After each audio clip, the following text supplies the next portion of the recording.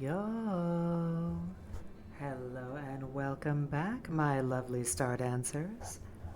Here's my gain a little bit low. Give me a moment to just. Huh? Huh? Okay. Welcome back, everybody, to the records. I hope you guys have been having a lovely day, and I hope you've had a. Egg. Well, there goes all my smoothness. Thank you so much, Arizu, for the 9 months. Goodness, to think it's been that long. Alright, so yes, hope you guys have had a lovely weekend, especially, and hope Monday is going to be treating you well today. I have seemingly been on the up and up a little bit recently. Been having a few good things happen to me recently, and I've picked up a new game that admittedly is stealing. Yeah, it just gives you the text. Oh,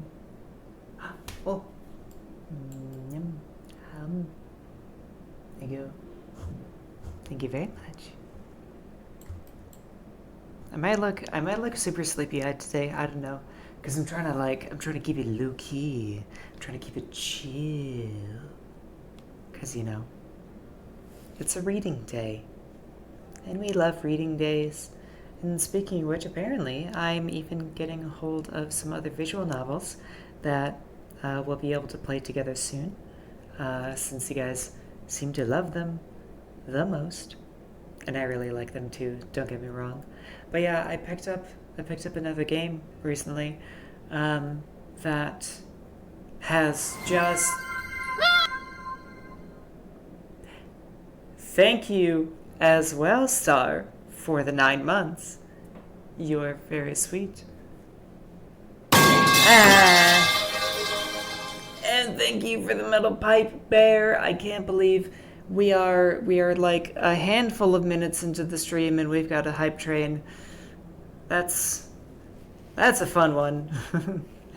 Go ahead and have fun with that if you like. Anyway, I picked up Stalker Gamma, which is survival shooter, based off of the Stalker games. Kind of like this crazy, super extensive labor of love mod pack that creates like a standalone game. And it's absurdly fun. It is also like just unbearably brutal to you. It's definitely got a lot of like elements of Tarkov, but it's just in general a lot less miserable because you don't, if you know what you're doing, you can actually like succeed and stuff instead of just kind of getting shit on just by getting unlucky. Well, that still happens, just not as much. Anyway, it's really fun, and there was a couple of people have been even suggesting that I should stream it, because it might be a fairly interesting and somewhat cozy experience for you guys to watch, but I'm going to keep that one in the back of my head for the moment. I'm a little bit more focused on visual novels. Anyway, speaking of which, how about we get into it? I'm actually really excited for It Gets So Lonely Here. Because I'm really hoping, I think, I assume that the pattern of each of the routes is that they all have their own bad ending. But there's gotta be a good ending somewhere in there, right? That's what I'm hoping anyway. And I want to find that good ending. And that's why we have the title of the stream being what it is. We want to find our happy damn ending. Going to the goblin room, Bear. Alright. I'll restock you on edible paint and maybe send a couple goblins to keep you company while you lurk the stream.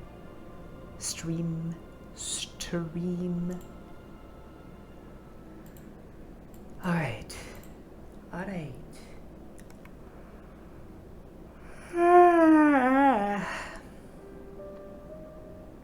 I'm gonna eat the goblins? That doesn't seem very friendly.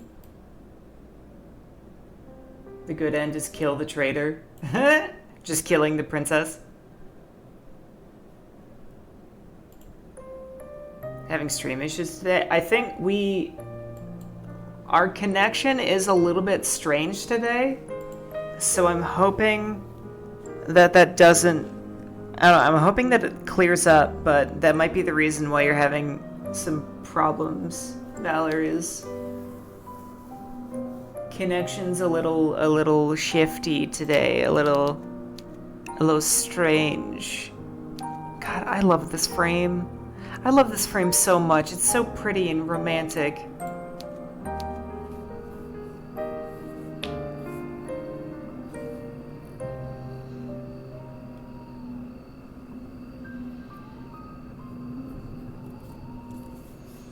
Yeah, Valor's on mobile. Oh no, really? Is the app having issues? Well, that's bad freaking news.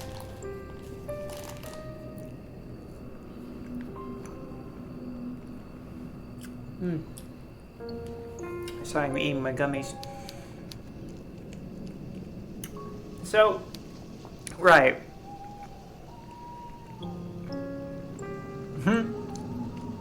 Yes, Bear, the paint does taste like icing. Some of it is even just as thick. But otherwise, most of it is kind of like, you know, paint texture, but cake icing flavor. So, I'm really interested in the village. But I'm like wondering if your last route is like significantly different than the others. So, I want to go to the shore. Alright. So, you want to go to the shore? Good idea. What will you discover there, I wonder? This night is far from over, and there are any number of adventures still awaiting you. I hope that you have prepared yourself in advance, and I do hope, for your sake, that you have learned how to swim. Oh, no, Valor! Valor! I miss you! You're gonna end up like Cheeseburger from Far Cry 5. I need to play Far Cry 5.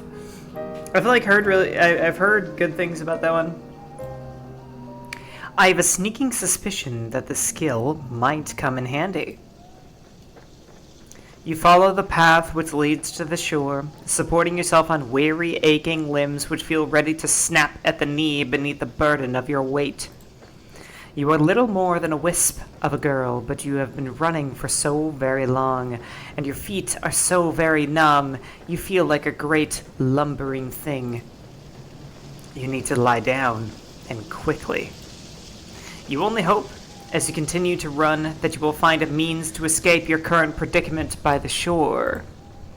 You do not know what awaits you, but you have visions of a harbor extending out to the horizon, cradling a fleet of white-sailed fishing vessels. Surely there will be a kindly fisherman who will be willing to take you far away on his boat, to a place where your pursuer will not be able to find you. We still haven't figured out who the pursuer is. I'm actually really curious about that one. You can imagine, too, the face of this kindly fisherman, a face you have lifted from the fairy tales you read in abundance as a child. He will have thick, bushy eyebrows and a dark brown beard streaked through with gray.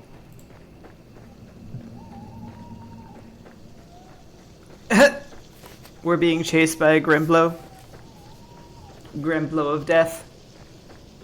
Grimblow of revenge. Cheeseburger is a bear with diabetes because people kept feeding him cheeseburgers? How does that work?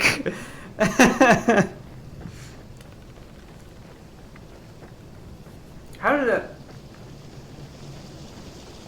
Well, I understand now. Cheeseface, scariest monster of the IRS. He will look intimidating at a glance, but he will be fiercely protective of you, just like a father. You do not know what fathers are supposed to be like. You're only imagining. It is your imagination, however, which grants you the strength you need to keep going. You run to the shore. It takes some time before you finally emerge from the woods, but finally, you do it. How much time, you ask? I cannot answer that. Did I not say that time had begun to lose all its meaning? The forest is behind you now, at least, and all the awful nightmares that lurk within it. It is still cold, though, and still foggy. It is still dark, too. The sun has yet to rise. You can see the moon more clearly now as it hangs above your head, round as any pearl or orb or crystal ball. The moonlight shines down upon vertiginous cliffs, which plummet sharply downwards to an array of sharp, spiky rocks below. You felt, upon escaping the woods, a degree of hope, but the sight of these weather-blasted cliffs gives you pause. You inhale, then you frown. Now what are you to do? You did not think this plan of yours through very well. Not that you had that much in the way of a plan in the first place. There is little in the way of civilization here. The cliffs are far from the village. How far? You do not know. And you cannot see any houses. Where exactly will you rest your weary head, and what of your weary legs? Fitfully, you look around. There is nobody to your east, nor is there anybody to your west. You know, I'm thinking about the vocalizing here. And we're by the ocean. And this is a fairy tale. Are we going to encounter a siren? A mermaid? There is no point in looking south. That is the way you came. And when you look to the north, the world falls away from you. The cliffs are too steep to scale, and it is too dark. Naturally, there is not a soul here to help you. You are on your own. You feel so overwhelmed you could very well cry. You do not cry, however. You know that tears have never helped anyone. You got yourself into this mess. Now, you need to get yourself out of it. It is with this thought in mind that you inhale a lungful of salty oceanic air. Then, you begin your exploration in earnest. You keep away from the edge of the cliffs, afraid that you might slip and take a sudden, unfortunate tumble into the abyss below. You are not as attached to your mortal body as some humans are, but you do not want to die. You still care for yourself, if only a little. And it is this sense of self-preservation which compels you onwards. You glance this way and that, depressing the tall grass beneath your shoes as you search for a place of shelter. Surely, there must be somewhere. You cannot see any likely-looking settlements, but... What is that? Over yonder. Could that be a roof? You hurry onwards, hope budding anew in your heart, until at long last you reach your destination. There is a house, after all, out here in the wilds. Though it doesn't, at a glance, look very welcoming. Thank you, Jesse. That should have made a difference.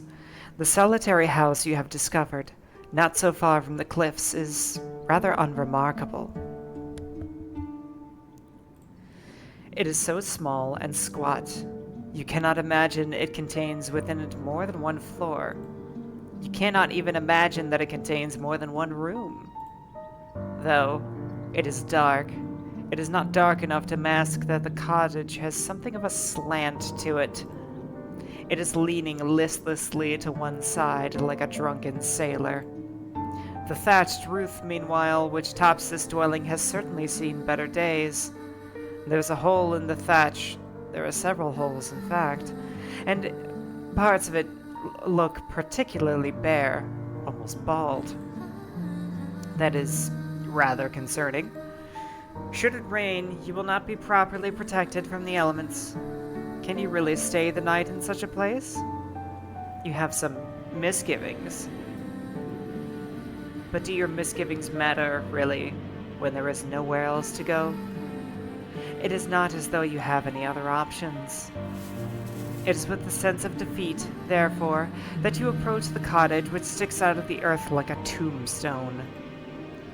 Part of you wants to turn back, but you know that would be foolish.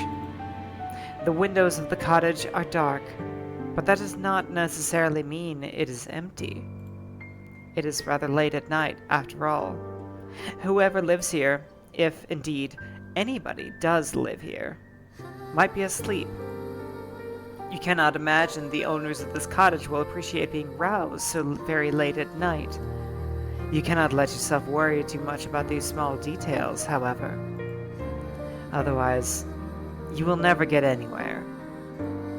You swallow. The taste of the salty sea breeze is pungent in the back of your nostrils. Then you rap the knuckles of your right fist on the door. You rap quietly at first, but you do not hear any resultant shuffling inside the cottage. I don't know why she's assuming that somebody lives here. There's like no way.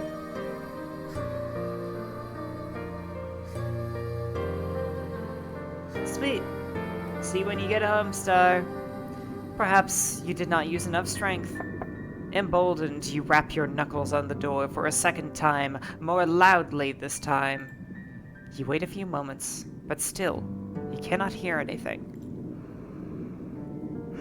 Perhaps the cottage is unoccupied after all. You knock for a third time, then wait. Oh, come on, girl.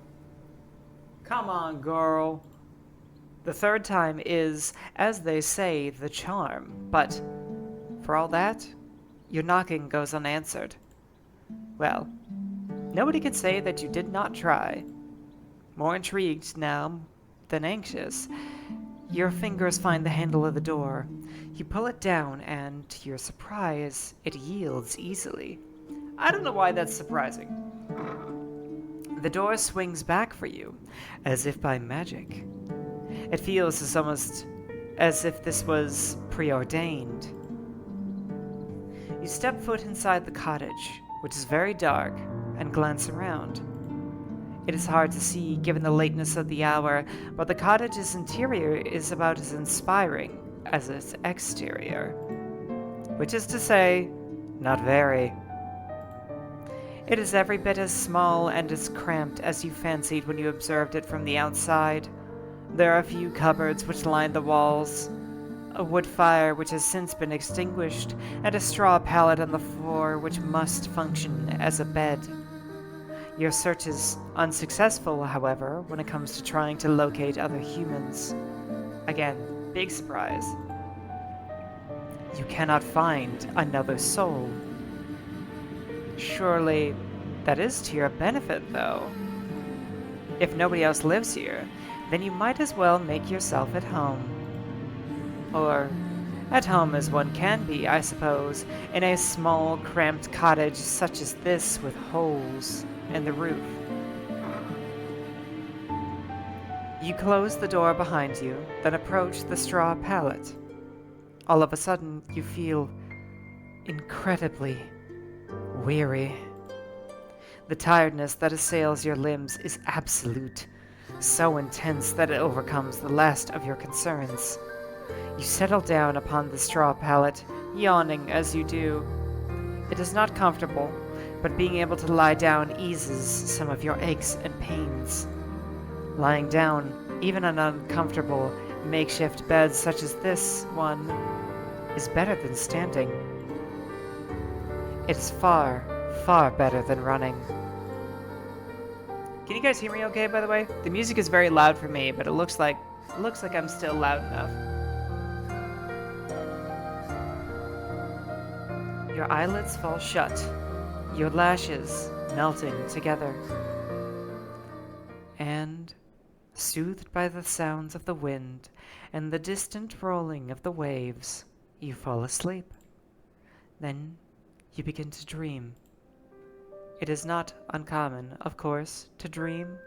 The best and worst of us do it, from queens up in their castles to peasants sleeping in straw. Why, who is to say that all you have observed tonight has not, in a sense, been a dream of its own? Would that make your nighttime fancies, then, a dream inside a dream? Perhaps our dreams are empty, hollow things stacked inside one another like little wooden dolls. Is that not a whimsical thought? How very droll. Your dreams, however, cannot be called whimsical, and neither are they particularly droll. They are not pure fabrications, as dreams sometimes are, fleeting fancies which can never come to pass. Your dreams are of a rather more pernicious sort. In your dreams you are the conservatoire, with your red hair tied back into two prim, proper braids. You are walking through the courtyard, clutching your books to your chest as you make your way to the library. Your head is bowed, so as to not look at the faces of your passing classmates. You do not want to meet their eyes. These girls, with their sensible braids and sensible shoes, are merciless. You hunch your shoulders together in this dream of yours so as to not draw their attention. But alas, it is not enough. You stumble, clumsy thing that you are, and fall. Just like that, all eyes are upon you.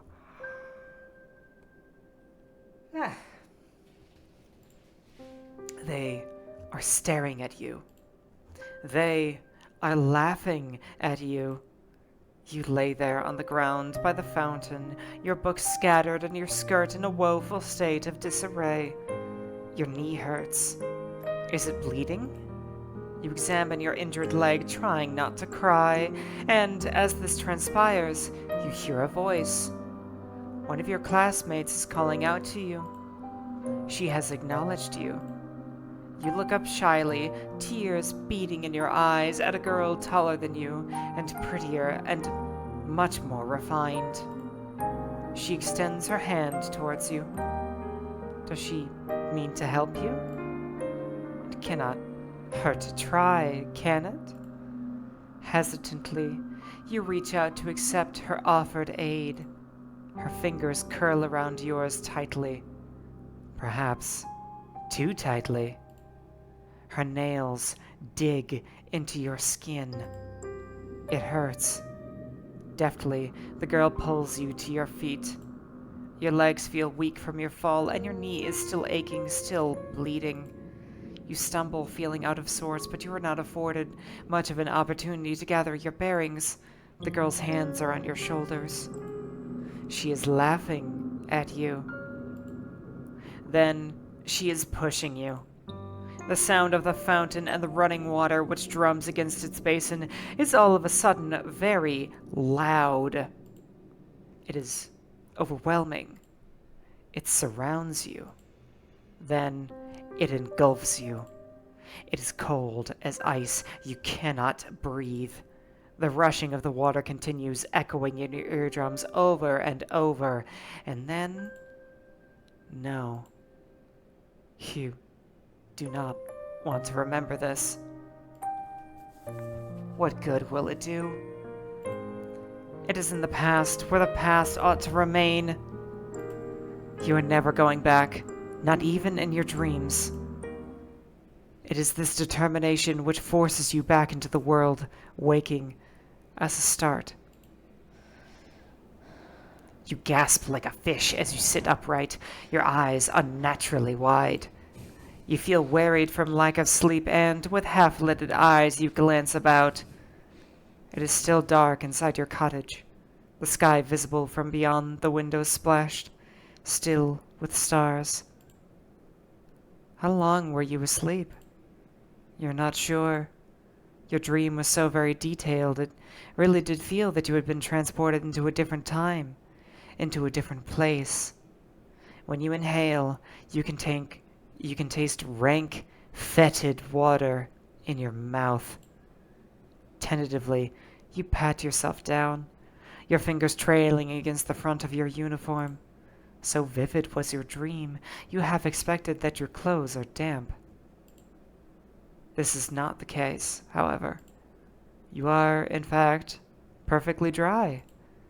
Well, now what are you to do? Will you go back to sleep? That sounds like the best option available to you. You are very tired. But your senses feel too overwrought, all of a sudden, to sleep. You did not think you could bear it.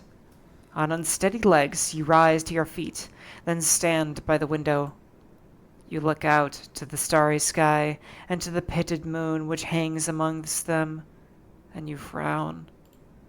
You can hear the wind outdoors, howling like an injured animal, and, more softly, the ebb and flow of the waves as they meet the cliffs. But that is not all. What is that sound? Why, it is almost like singing. Ooh, I think I called it. I think I called it. Why am I... God damn it, why am I droopy-eyed? Hang on, I'm gonna recalibrate. That's annoying.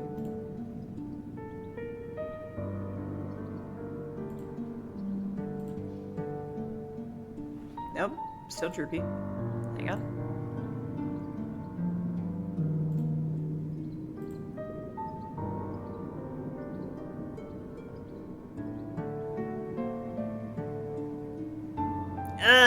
Fine, good enough.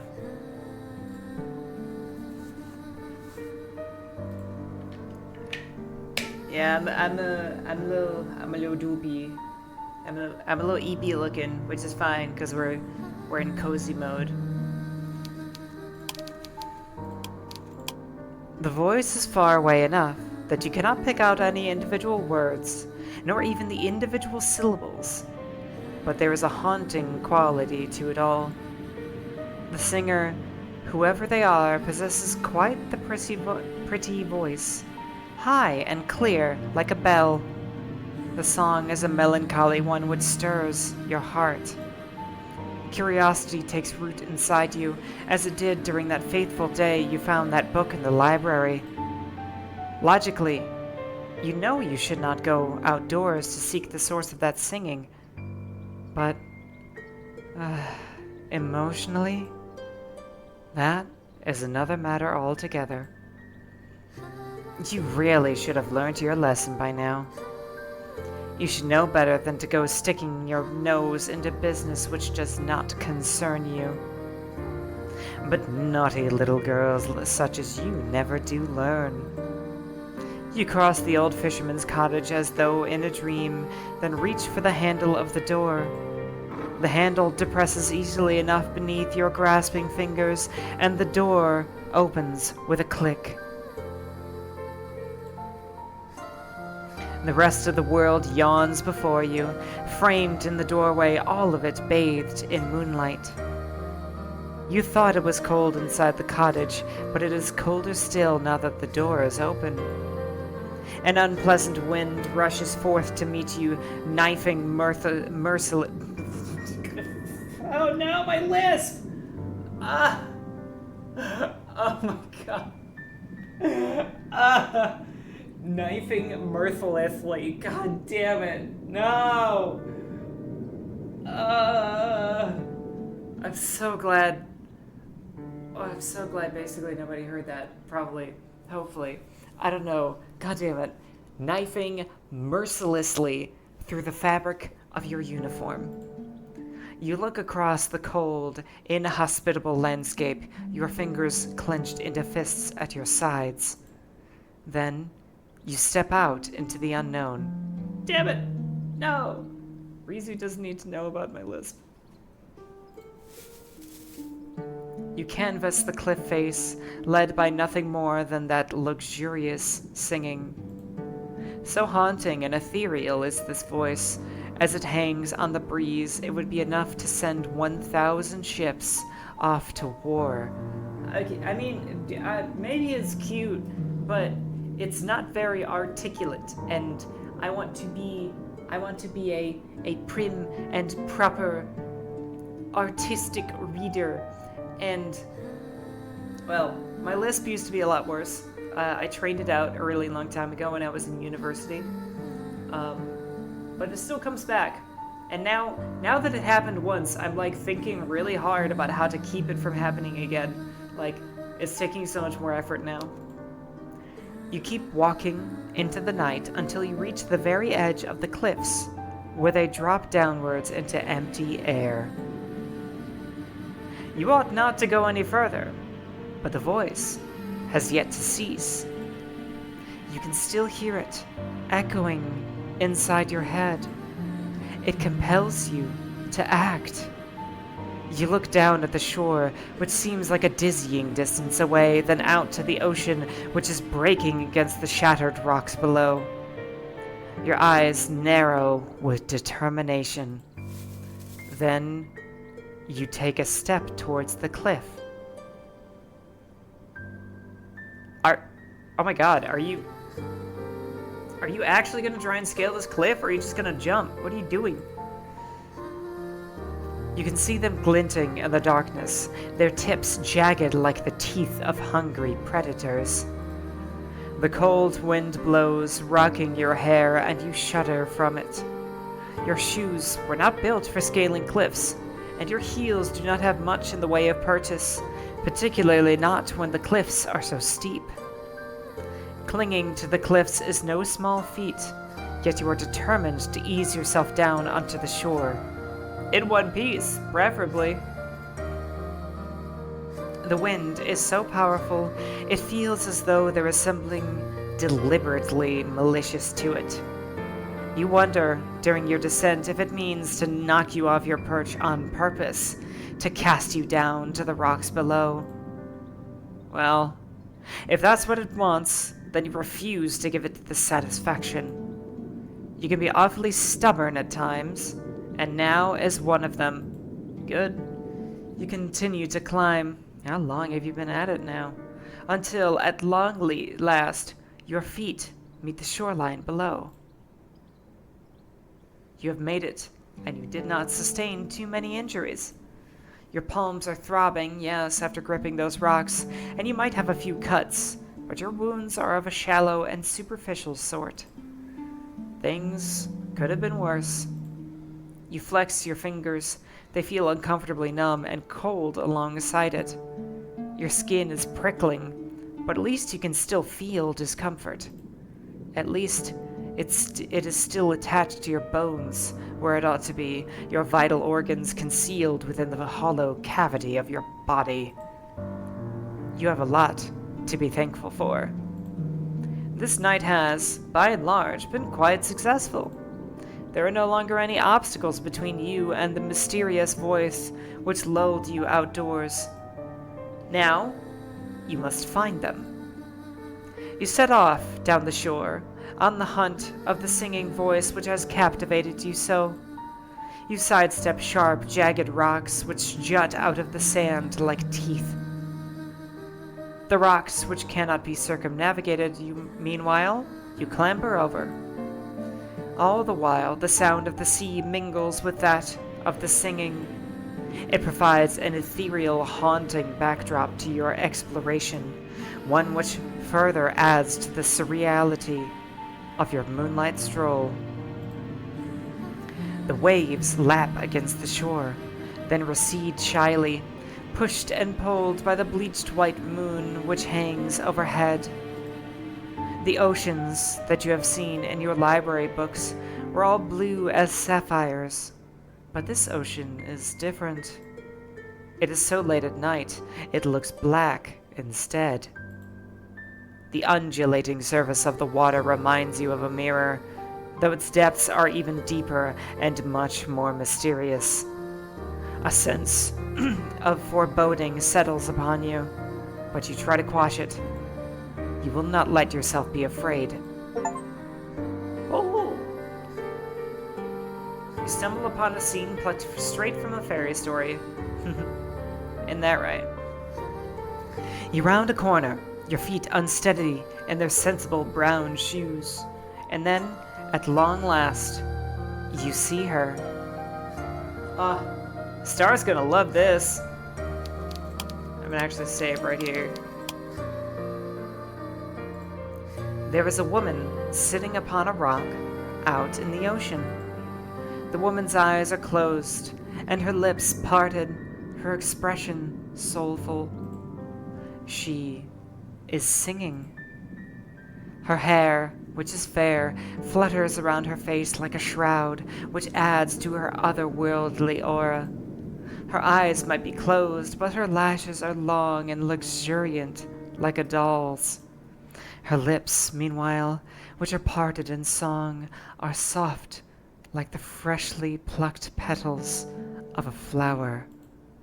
Her face is perfect, as are her proportions. Her neck is tall and slender, like the stem of a flower. As for the lower half of her body, meanwhile, well, it is nothing like anything you have ever seen before. It is here, and here alone, that the woman betrays your narrow human definitions of beauty, for her legs are non-existent. Rather than two awkward appendages, this woman has instead the sleek, shimmering tail of a fish. Is she not, then, a human? She cannot be, not with a tail like that. This unusual sight makes you gasp, and quite audibly at that. You do not mean to be rude, but you cannot help yourself. Humans tend to react poorly to things they do not understand. At least, you do not scream. That would be even ruder. Oh my.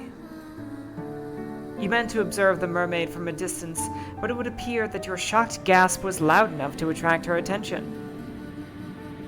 The fish-tailed vision sitting upon the rock is looking at you. Her gaze is so piercing, it feels almost as if she is looking through you.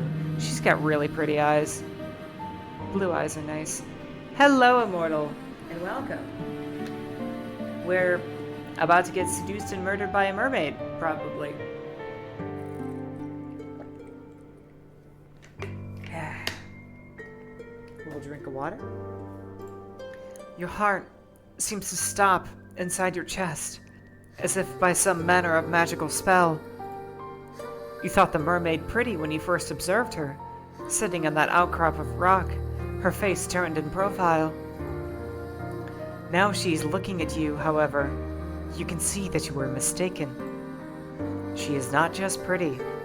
Oh, this feels a little familiar. She is beautiful. So much so, it is almost unnerving. She looks as though she has stepped out of the pages of a picture book. She is simply too perfect to belong to this world. Perhaps she has come some kind of vision, a waking dream, a hallucination. But no, she is none of those things. Her tail might be an impossible thing, but its scales look slick and wet regardless, like those of any fish one might find at the market. It is absolutely a trap. This is the exact same reaction that we had on seeing the princess. It's following the fairy tale formula. She's absolutely going to betray us, and I hate it because she's pretty and she seems so nice. These scales are iridescent, and bathed beneath the light of the moon, they seem to almost glow. The sight of her rather takes your breath away. You look at the mermaid. She looks back at you. You prepare yourself, expecting some sort of altercation, but the surprise soon fades from the mermaid's face. Her lips, which were once pursed in a frown, now shift upwards. Oh, she got a little smile. Oh yeah, this is a bit more of a Homer's Odyssey type mermaid.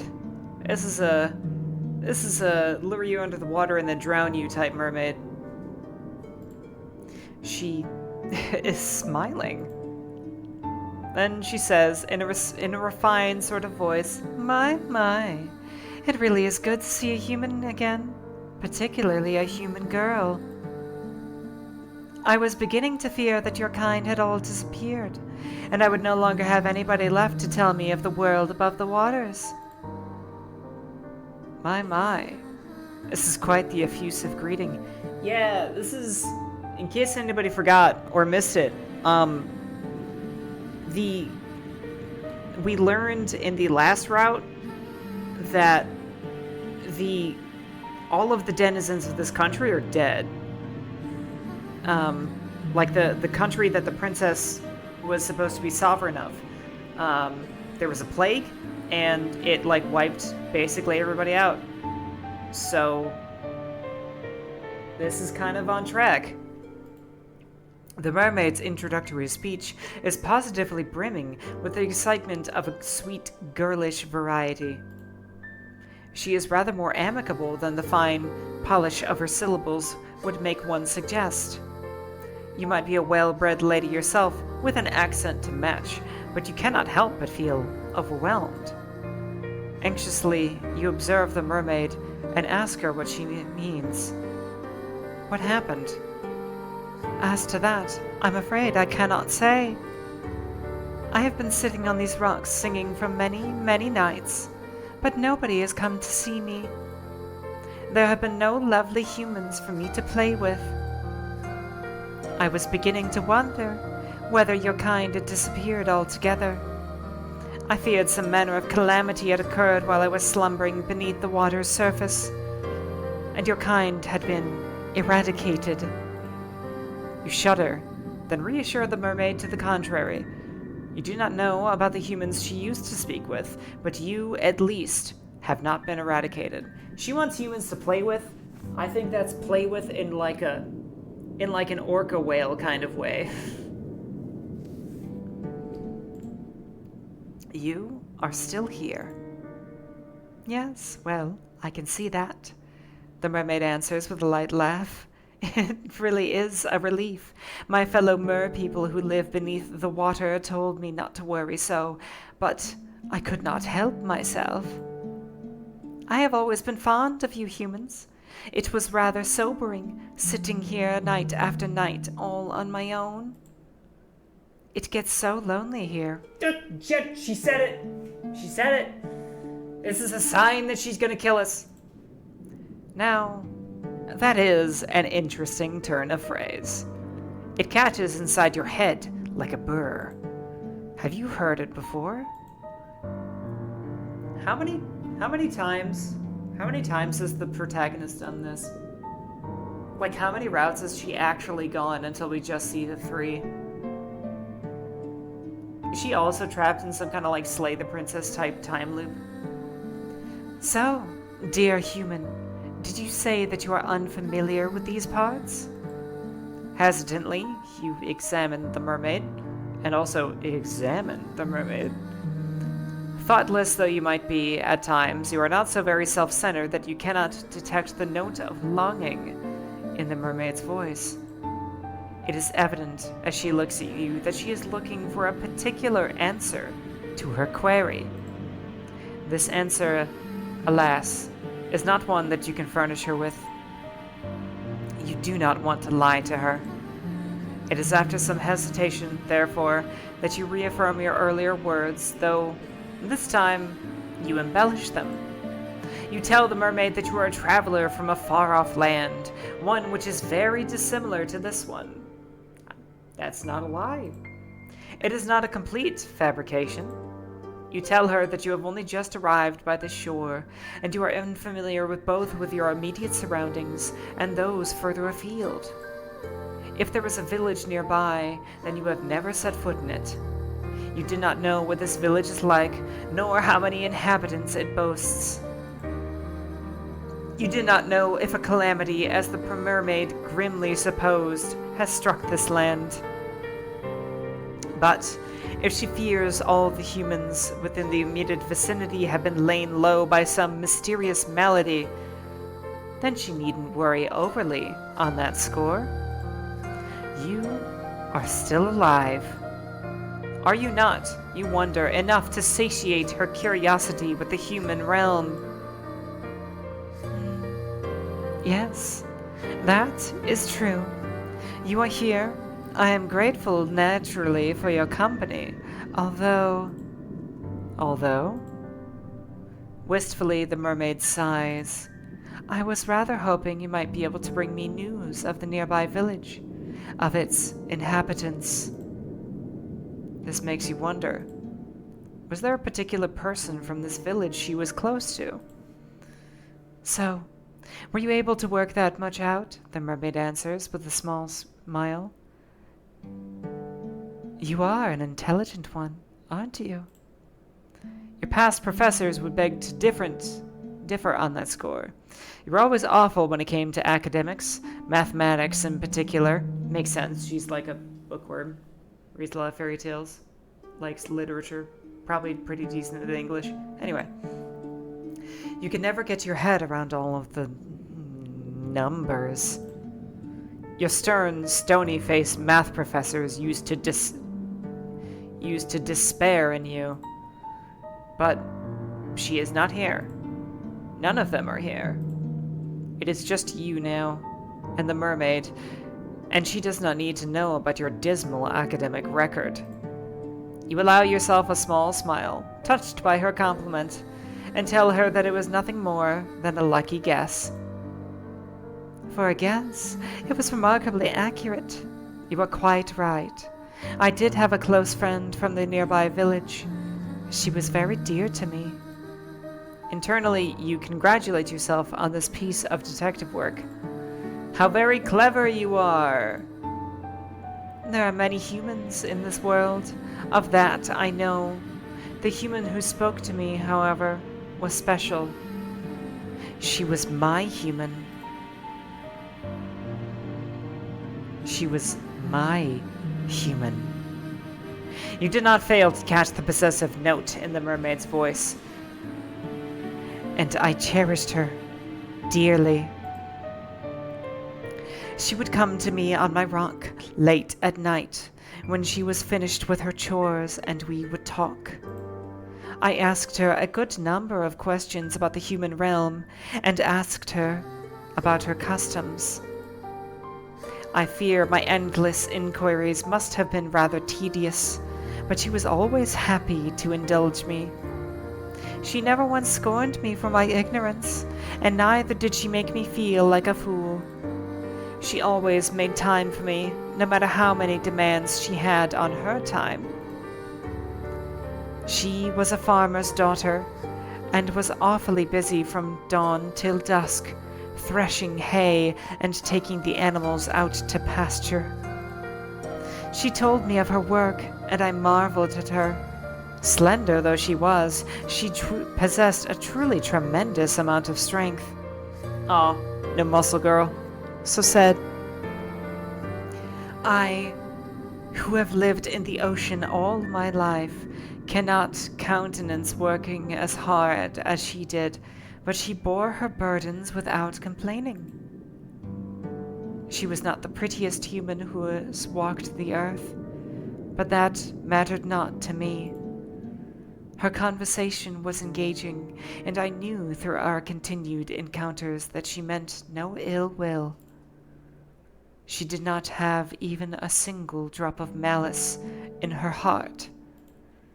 The wistful manner in which the mermaid speaks of her friend makes you feel for a brief few moments a flicker of some ugly, primordial emotion. Could it be jealousy?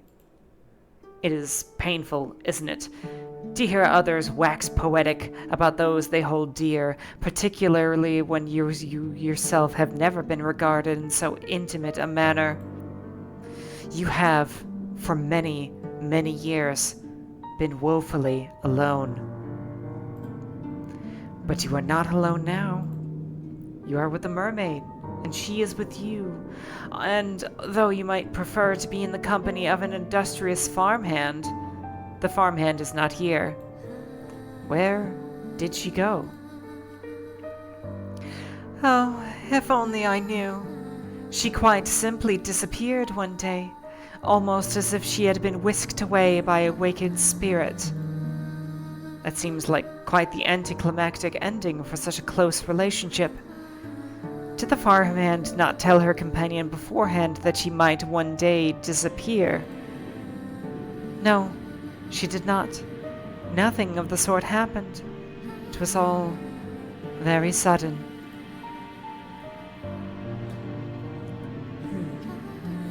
Give me a bit of water.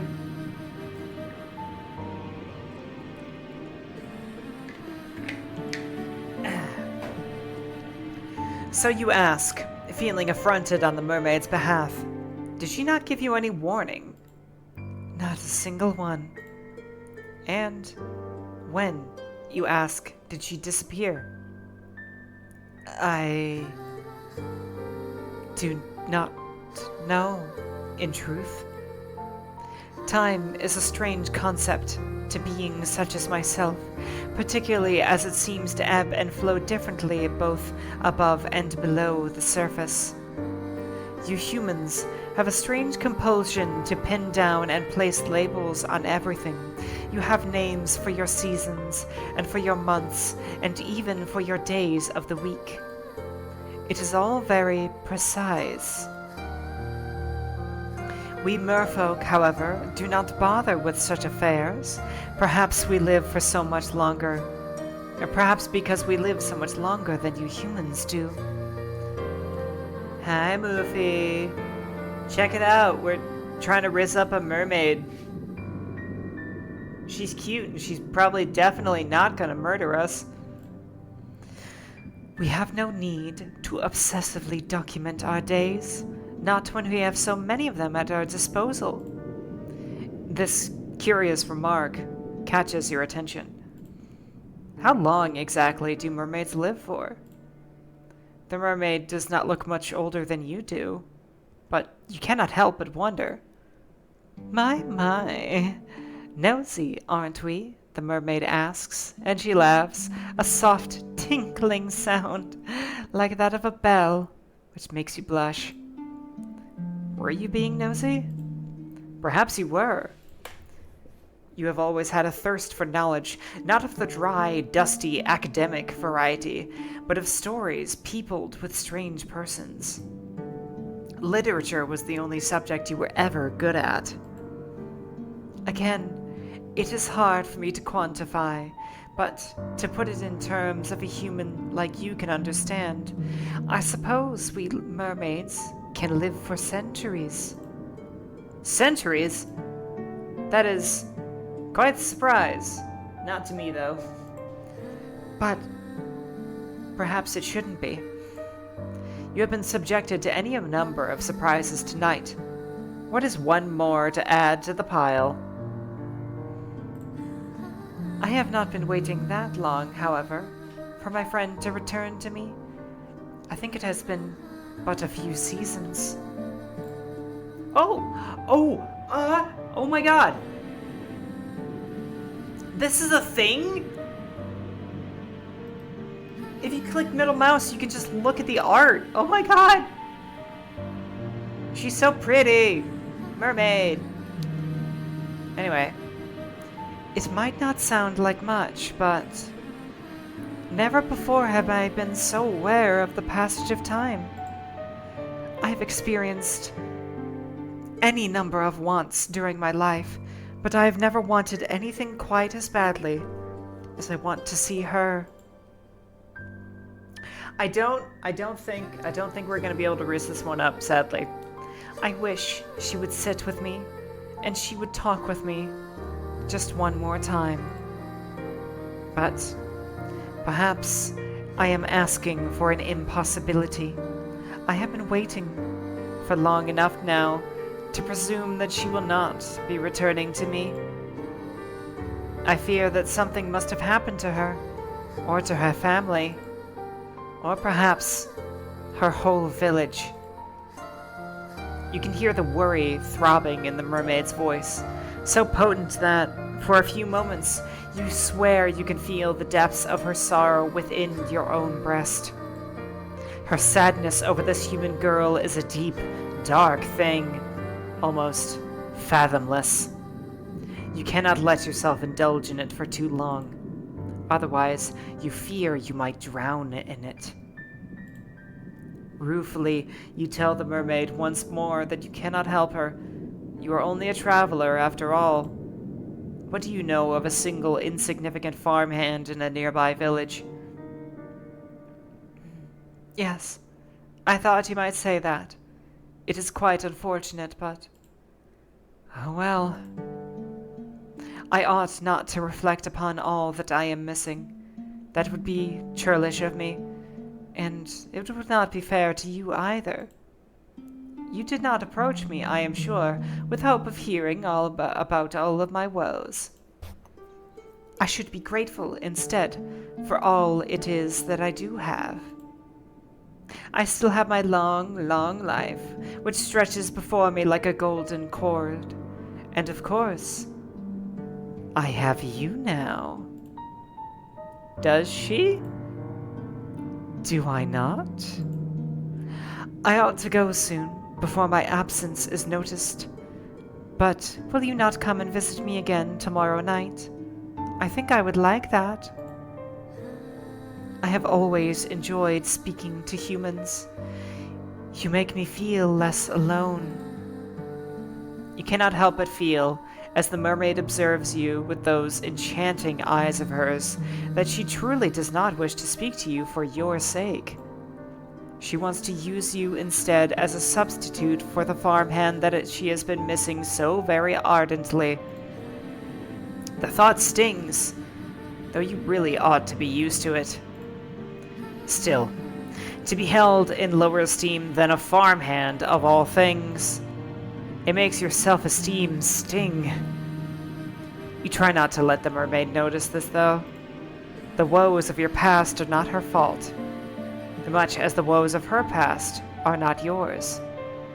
It is silly, in any case, to be jealous of a girl who very well might be dead. That is what you tell yourself. It is the only way to prop up your bruised sense of self-worth. You would, you tell the mermaid, after a pause, like to see her again. You would like that very much. Oh, thank you. I have been feeling very gloomy for quite some time, but seeing you has invigorated me. Finally, it feels as though I can smile again. Did she not smile, you wonder, after her friend disappeared? I did not, no. I did not have the heart. Without her, the world seemed very dull and drab. Your company has cheered me immensely. This is why I like humans so much. You are not callous and unfeeling like the merfolk who live beneath the water's surface. I bet you are, though. I bet you're pretty callous and unfeeling, and you're just making me feel nice for no good reason. You are much kinder than they are. Oh, if only she knew. If the mermaid was aware, I wonder, of how petty you are, and how jealous, would she still care for you? Well, that is neither here nor there.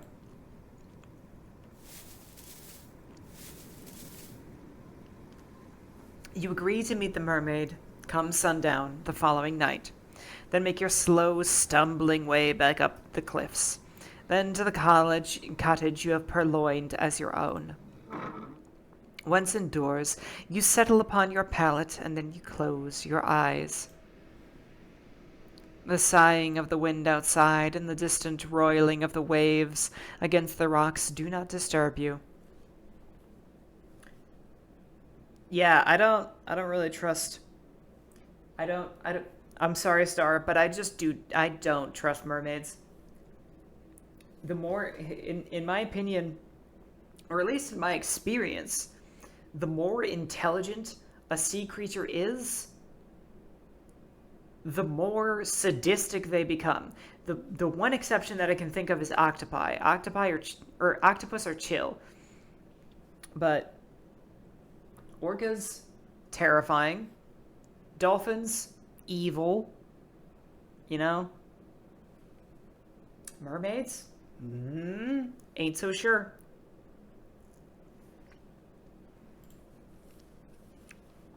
You feel, after your midnight encounter of a marish kind, quite at ease. Perhaps prematurely so. What happened to the icy fear which prompted your frantic flight through the forest? I like that alliteration there. Where has all that gone? Like, that's a great tongue twister. What happened to the icy fear which prompted your frantic flight through the forest? Yeah, no, orcas are actually badass. I have a lot of respect for them, especially since like they kind of see us as equals, except for, the ones that they figure out are contributors to climate change, the assholes in super yachts. Do you not think you are being a bit complacent? Sharks deserve so much kindness. No? Oh well. You will.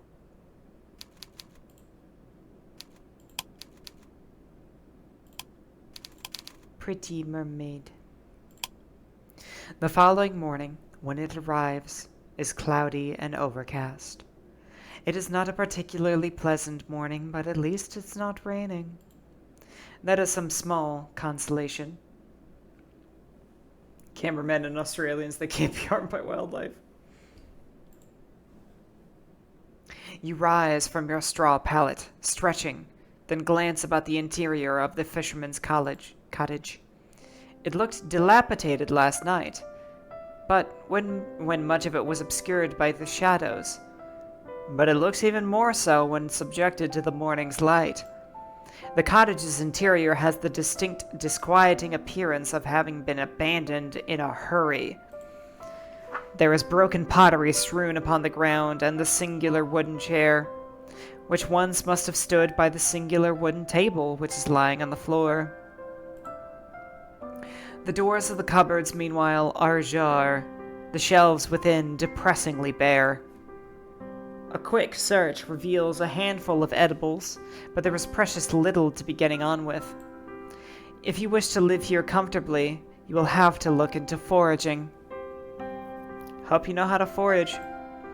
You ate very little last night, and your stomach is empty. It was the malcontented rumblings of your stomach, in actual fact, which roused you from your slumber. But as your body seems to be very far away indeed, much like the gray clouds which choke the sky.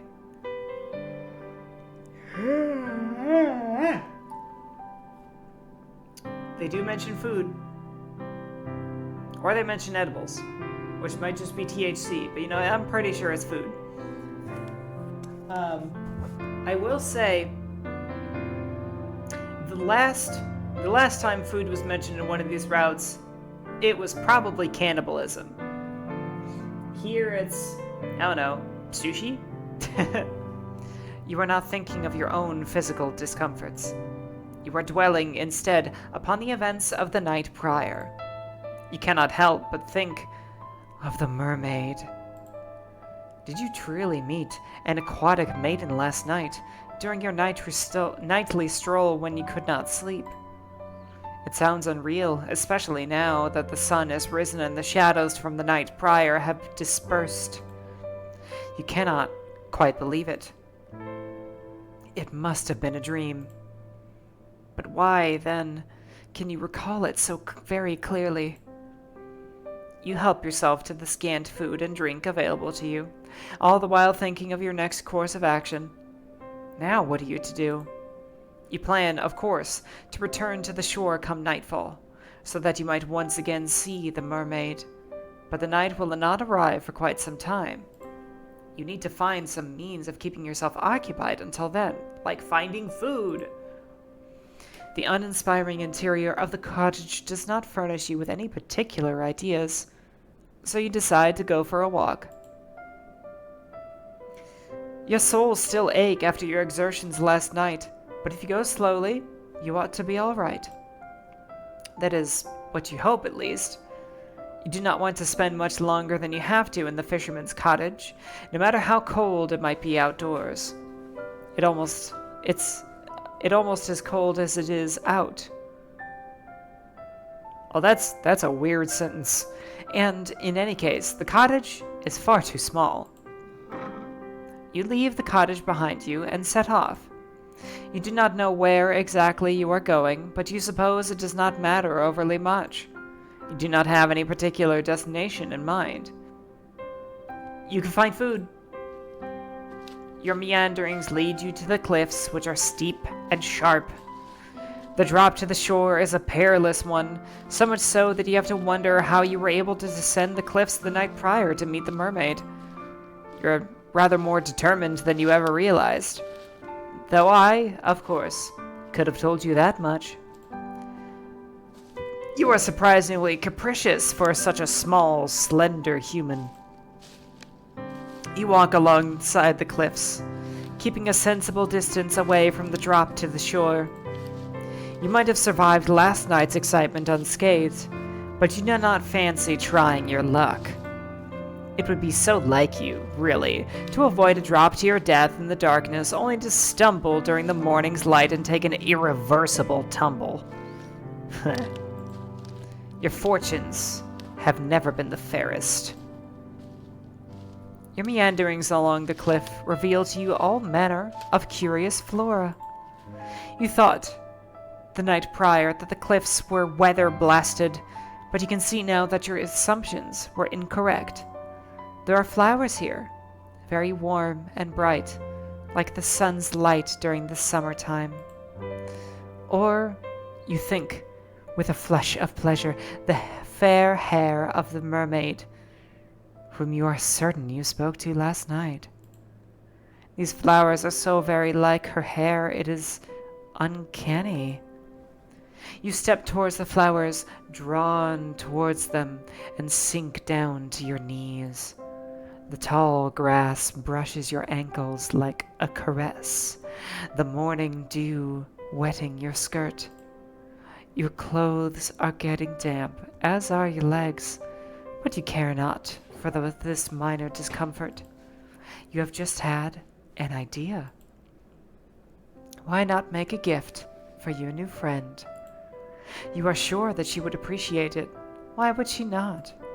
She told you in a voice that was steeped with dolour that she had been feeling very lonely.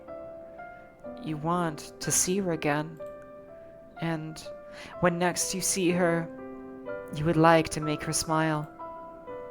It is with this thought in mind that you begin picking the flowers which are growing upon the cliffside. These flowers do not have any thorns, and their delicate stems snap easily enough between your fingers. You take care when plucking these flowers to leave a substantial amount of stem intact. You will need these stems so that you might twine the flowers together.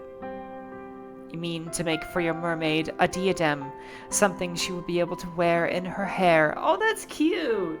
Too bad she's gonna lose it as soon as she goes under the water.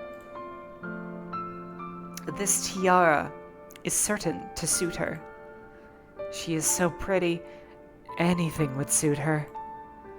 You continue to work, slow and steadfast as the weak sun shines. It takes time, but you are eventually able to fashion something you are satisfied with. You only hope the mermaid will feel similarly, if, indeed, she really does exist. I know, but can you blame her? She's just... This poor thing wants nothing more than love in her life. She wants to be loved so desperately that... Shut up, Jazzy. Stop being mean to her. She's such a sad little thing. She deserves happiness. Why can't she just simp for somebody in peace and have them love her back? God damn it, just let the lesbian have her happiness.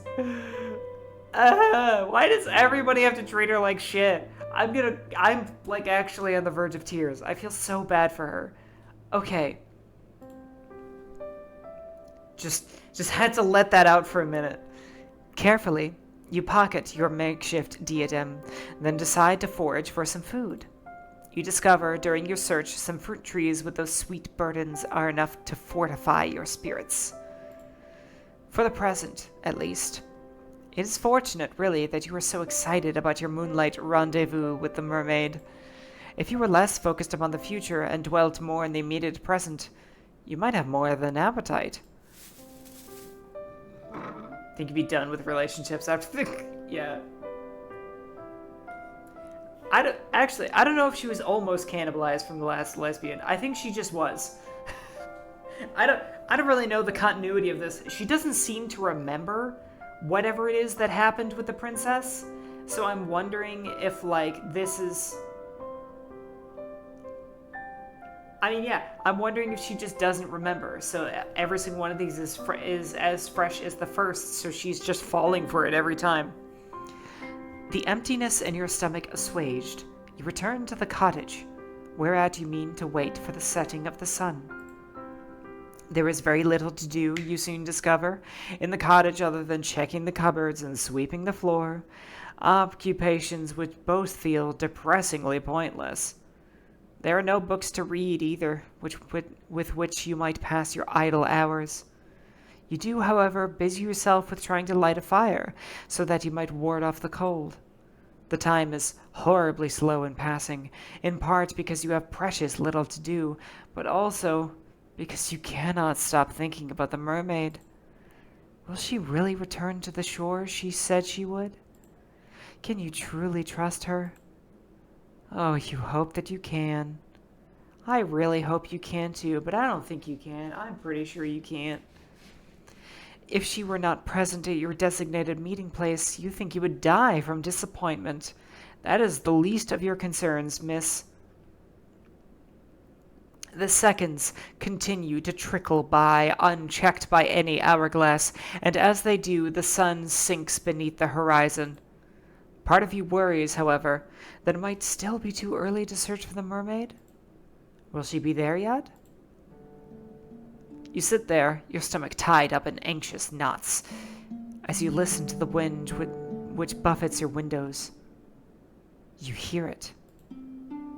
The sound is faint, but you recall it well from the night before. There is a single solitary voice outdoors, tempest-tossed amidst the roiling waves.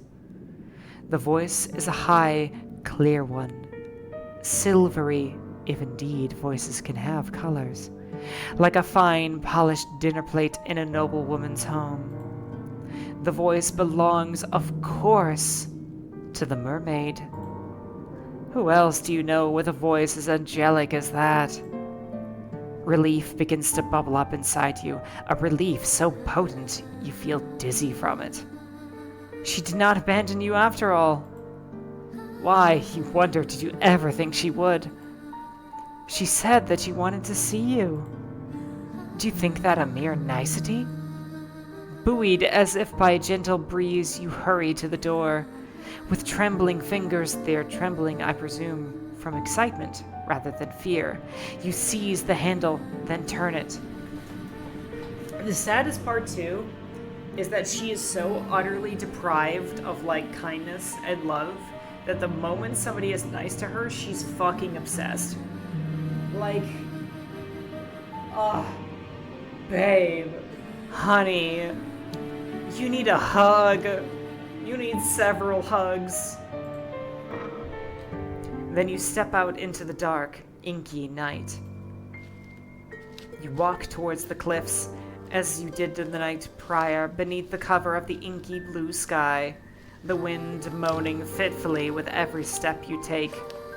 Luffy, no! You gotta treat yourself nicer. Your soul still ache from your expedition the day prior, but you are able to ignore this discomfort. It seems irrelevant, really, when compared to the prospect of once again meeting the mermaid. You have known her for only one night, yet she has come to mean more to you than your own well-being. You would do anything for the mermaid if she asked it. Well, almost anything. For now. You hurry down the sharp incline of the cliffs to the shore, almost stumbling in your scuffed brown shoes, which were really not built with rock climbing in mind. So frantic are you in your attempts to once again make the mermaid's acquaintance, you nearly very fall. It is a good thing that you have enough sense about you to regain your footing. Otherwise, this tale would come to a premature ending. Eventually, you make your way onto the shore, then approach the jagged outcrop of rock, whereat you last saw the mermaid. Like the night prior, the mermaid is perched upon these rocks, her fair hair strewn about her shoulders. When she sees you from across the shore, she ceases her singing, and her eyes light up. Oh, God, the way she looks at me. Or at least they seem to. So, you have returned to me, my hero, the mermaid says. Then lightly she giggles. Or perhaps I should say, heroine. Her praise makes you blush. You do not feel worthy of it. Nobody has ever called you a heroine before. You do not even think of yourself as a heroine. You definitely are. You're the heroine of this story. You're the protagonist. You matter. I love you. If a story were to be made about you, you rather think you would be a supporting character, one without her own voice. You are not interesting enough. The mermaid seems to think that you are, though. She's staring at you delightedly, as though you are the one person in this world she most wishes to speak to. The thought makes you tremble, but not as much as the mermaid's gaze. You tell the mermaid that you do not think you are so very brave, but she dismisses your awkward remark with a laugh. I think you are. I saw the way you scaled those cliffs. I thought that was very heroic. Oh, so she saw that, did she? Then did she see how you slipped down Then did she see how you slipped down the cliffs, grazing your palms in the process, and how you very nearly fell? You have never been the most graceful of girls, but to have your failings exposed before a being as poised and perfect as the mermaid, it stings a little bit. More, in fact, than the resultant grazes on your palms, your clumsiness wrought you. You tell the mermaid that there was nothing so very heroic about all of that. You were simply excited, that is all, to see her again. You weren't thinking, well, that makes two of us. I was excited to see you again. She was? Naturally. I had a very good time speaking to you last night. I had hoped that we might resume our correspondence. That is why I came to the rocks a bit earlier than usual. I was waiting for you. Did you hear my song? Yes, you reply with a nod of your head. You heard it all the way in the abandoned cottage. It called out to you. That was the general idea. I was singing for you. She was? Do not think that you are worthy of the mermaid's song, but if she does not mind dedicating her voice to you, then, well, who else would I dedicate my voice to? There is nobody else to hear me. That is a good point, you suppose. Shyly, you look back at the mermaid. You thank her for her song. It was very beautiful. Then tell her, before you can lose your nerve, that you have prepared a present for her, too. Oh? Have you really? You have. It is a small thing. Nothing more than a silly trinket, but if it would not be too much of an imposition, then, with clumsy fingers, you reach into your pocket. For a few moments, you fret that your near fall down the cliff might have damaged the delicate chain nestled within it, but your worries are in vain. The chain is surprisingly sturdy, given it was made only with a few flowers, and has held firm against the odds. You handle the chain with great care all the same, however, as you hold it out, presenting it for the mermaid's approbation. It was for the mermaid that you fashioned this chain. You thought that it would look nice nestled in her hair.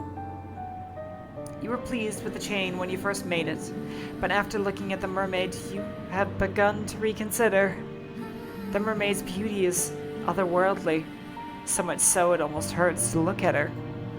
Your flower crown, by comparison, seems a very meager offering indeed. The longer you hold your gift out, the more unworthy it feels. You have half a mind, as the seconds elapse, to snatch your silly, wholly unworthy trinket back from the mermaid before she can judge it too harshly. But the mermaid's lips curve upwards into a smile, and, in a voice so full of gratitude it makes your heart throb, she says, "Oh my, did you make this for me?" "Well, yes," you reply, still feeling a little flustered. "You saw these flowers earlier when you went for a walk, and they made you think of her. Not, you hasten to add, that you think of her beauty as comparable to these flowers. They are far inferior when contrasted with her good looks. You simply thought..." You are unable to get the rest of this sentence out, however, because the mermaid interrupts you, not rudely, but with something resembling compassion. Perhaps she pities you. She must be able to hear how your voice is trembling. Can she also see the way your hands tremor? Oh dear. Faint heart never won the hand of a fair maiden, you know. What happened to all of your confidence? I think that your gift is a wonderful one. I did not at all expect it, but it really is pretty. You look at your feet, too shy to meet the mermaid's gaze. You say very quietly that you are glad she thinks so, but she does not need to spare your ego. You have precious little of it left as it is. The mermaid seems touched by your shyness. Perhaps she likes her prey to be self-conscious, because she smiles. I am not simply saying things to spare your ego. I am not like that. Humans might spout platitudes as easily as they breathe air, but I do not compliment others unless I truly mean it. Is that not the point of speech? To have an honest dialogue with one another? If one party in a conversation is withholding their true intentions, then conversation is impossible. You sound too trustworthy. I hate that you sound so genuine. Playing games is a waste of my time, particularly given my time above the surface is so very limited. Oh, you blush at this, more deeply still, and survey the mermaid beneath the fringes of your eyelashes. Then she really does like it. Did I not just say that? Humans are so very funny, what with all of your second guessing. She was like that too, in the beginning. She? My friend. The mermaid's answer is a simple one, but it makes your stomach clench regardless. Ah yes, her friend. How could you have forgotten about her? She used to make me gifts too, you know. Gifts like this one. She would pick flowers on the cliffs, over there where I cannot tread. The mermaid gestures with one hand to the cliffs, which tower above the shore, tall and imposing, as though to stab the sky above. Yeah. And she would fashion them into crowns like this one, and bracelets. I was appreciative of her tokens, though she was similarly shy when she first presented them to me. She did not seem to think very much of her handiwork. You and her are remarkably similar, actually. There is no guile in the mermaid's voice, but her words have rather taken the wind out of your sails. Of course the cowherd gave the mermaid gifts. Why would she not? The mermaid is beautiful. She is so very beautiful. Like a tutelary goddess, she seems to invite tribute simply by existing. It's kind of nice being treated that way, though. Were you more religious, or more irreligious maybe, you might even consider worshipping her. Though, in essence, is that not what you were doing with your flower crown? How silly of you to think that your idea was an original one. I might be accustomed to gifts, but it has been a long time since any human has bequeathed me with anything. This is a pleasant surprise. I am truly thankful for your kindness, dear one. Dear one? Dear one? That's what the princess called us. I don't like that. I don't trust that. The mermaid leans forward on her rock so as to pluck the circlet from your fingers. Her benevolent smile, all the while, is unwavering. And now that I look at your gift more closely, I rather think it is of a superior quality to the gifts my old friend once gave me. Princess is a shapeshifter. Oh yeah, they're just all her. Every blonde is evil. Now, this is enough to make you start, if the touch of the mermaid's fingers upon your own was not. Could your silly gift really be better than those she once accepted? I think so. My friend's trinkets were all rather clumsy in execution, though I cherished them nonetheless. They were very precious to me. They did not last for very long, though. Not when I took them with me to my home beneath the ocean. The waters soon rend the fragile links between the flower stems asunder. Your diadem, however, seems more sturdy, but it is, by the same token, very delicate.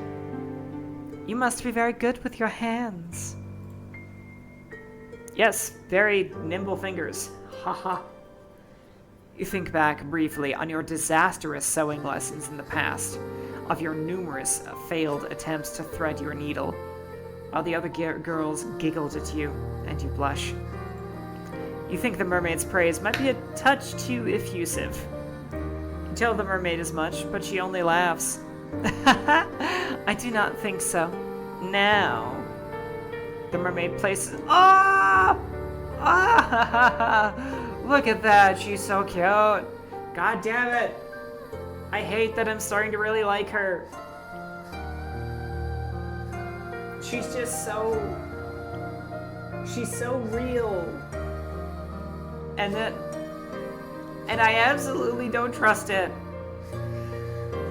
The mermaid places your floral trinket upon her head, over her long, fair hair, then surveys you in a manner which almost seems coquettish. What do you think? You think that the mermaid looks radiant, though that is less because of your gift and more because of her natural looks. You tell the mermaid this, though not in terms quite this glowing, and she giggles. You're selling yourself too short. I think your gift is lovely, really. The flowers rather match my hair. Yes, you answer with a nod of your head. That is why you picked those flowers. She is all you've been able to think of. I am glad that you've been thinking of me. In truth, I, in truth, have been thinking of you, though I did not wish to say as much. No? No. No. It would be embarrassing to confess how much I have been looking forward to our reunion if you did not feel similarly. I do not care to pine for humans from afar. But if you care for me as I do you, then it makes me feel less alone. You hasten to reassure the mermaid, your face aflame. Do you ever stop blushing? Goodness gracious. That you do care for her. Very much so. You have not known her for very long, but she has certainly made an impression upon you. Oh god, she's falling for it just like last time. She is such an easy conversationalist. The time simply slips by when you are together. And it does not hurt, of course, that she is so pretty. I have heard, yes, that my looks are rather appealing. My old friend was similarly complimentary. Hey, guys. In case you're like me, remember to drink water. Because, oh my god, I'm doing so much reading, and I'm just like getting very dry.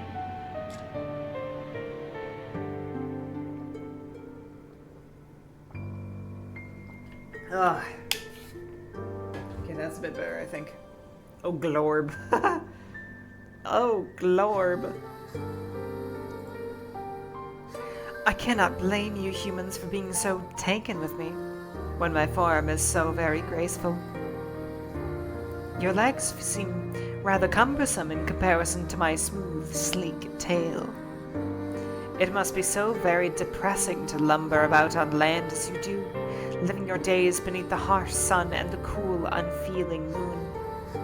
Hey, the moon has feelings. Sometimes, I rather think I pity you. But the surface is a good deal brighter than it is beneath the ocean. I will grant you that much. You agree with the mermaid, still feeling flushed, that there are some perks to having legs, an agreement which makes the mermaid giggle. I am certain that there are, although you cannot explore the ocean's depths as I can. I presume you have never tried it. You shake your head. No. We do have trees. We have trees and hills and flowers and mountains. You had never thought to do so, largely because you have never been so close to the sea before, not in all of your life. You did not have much opportunity for nautical exploration in the past. I'm like getting myself to over-articulate because that's how I'm reading the mermaid's voice, and it's confusing me. You were not allowed to go anywhere then, save to the local church. It was quite a lonely existence. Well, now, that is a pity. You were kind enough to give me a gift fashioned from flowers which grow where I cannot reach them. So perhaps I ought to return the favor. The favor? Yes, that is right. It would only seem fitting that I give you something which can only be found in the ocean's depths. Perhaps we could look at it as a form of cultural exchange. Oh no, you protest, your eyes wide. You couldn't possibly put such a burden upon her. You did not give her a gift, after all, because you wanted to receive anything in return, anything other than her friendship, that is. Her conversation is more than enough to satisfy you. You do not need any physical presence on top of that. The mermaid does not seem convinced, however, by your naysaying. She raises one eyebrow. Even this gesture is performed elegantly. Then says, "If my company is all it takes to satisfy you, then you are easy to please indeed. But please, do not rebuff me. I am offering because I wish to do this. Hello, Ace. Welcome. Nice to see you. It's been a bit. Remember what I said. I do not say things for the sake of it." Well, you murmur if she really doesn't mind. Of course, I do not mind. Now, wait there. I will not be very long. It would be rude to abandon my new friend in the midst of a conversation. The mermaid turns her attention towards the clear, mirror-like water which shimmers beneath the moonlight. Then she dives. Her body arches elegantly through the air, her long, slender limbs cleaving through the surface of the water with nary a ripple. The mermaid's face is first submerged, then her torso, and at long last, her tail.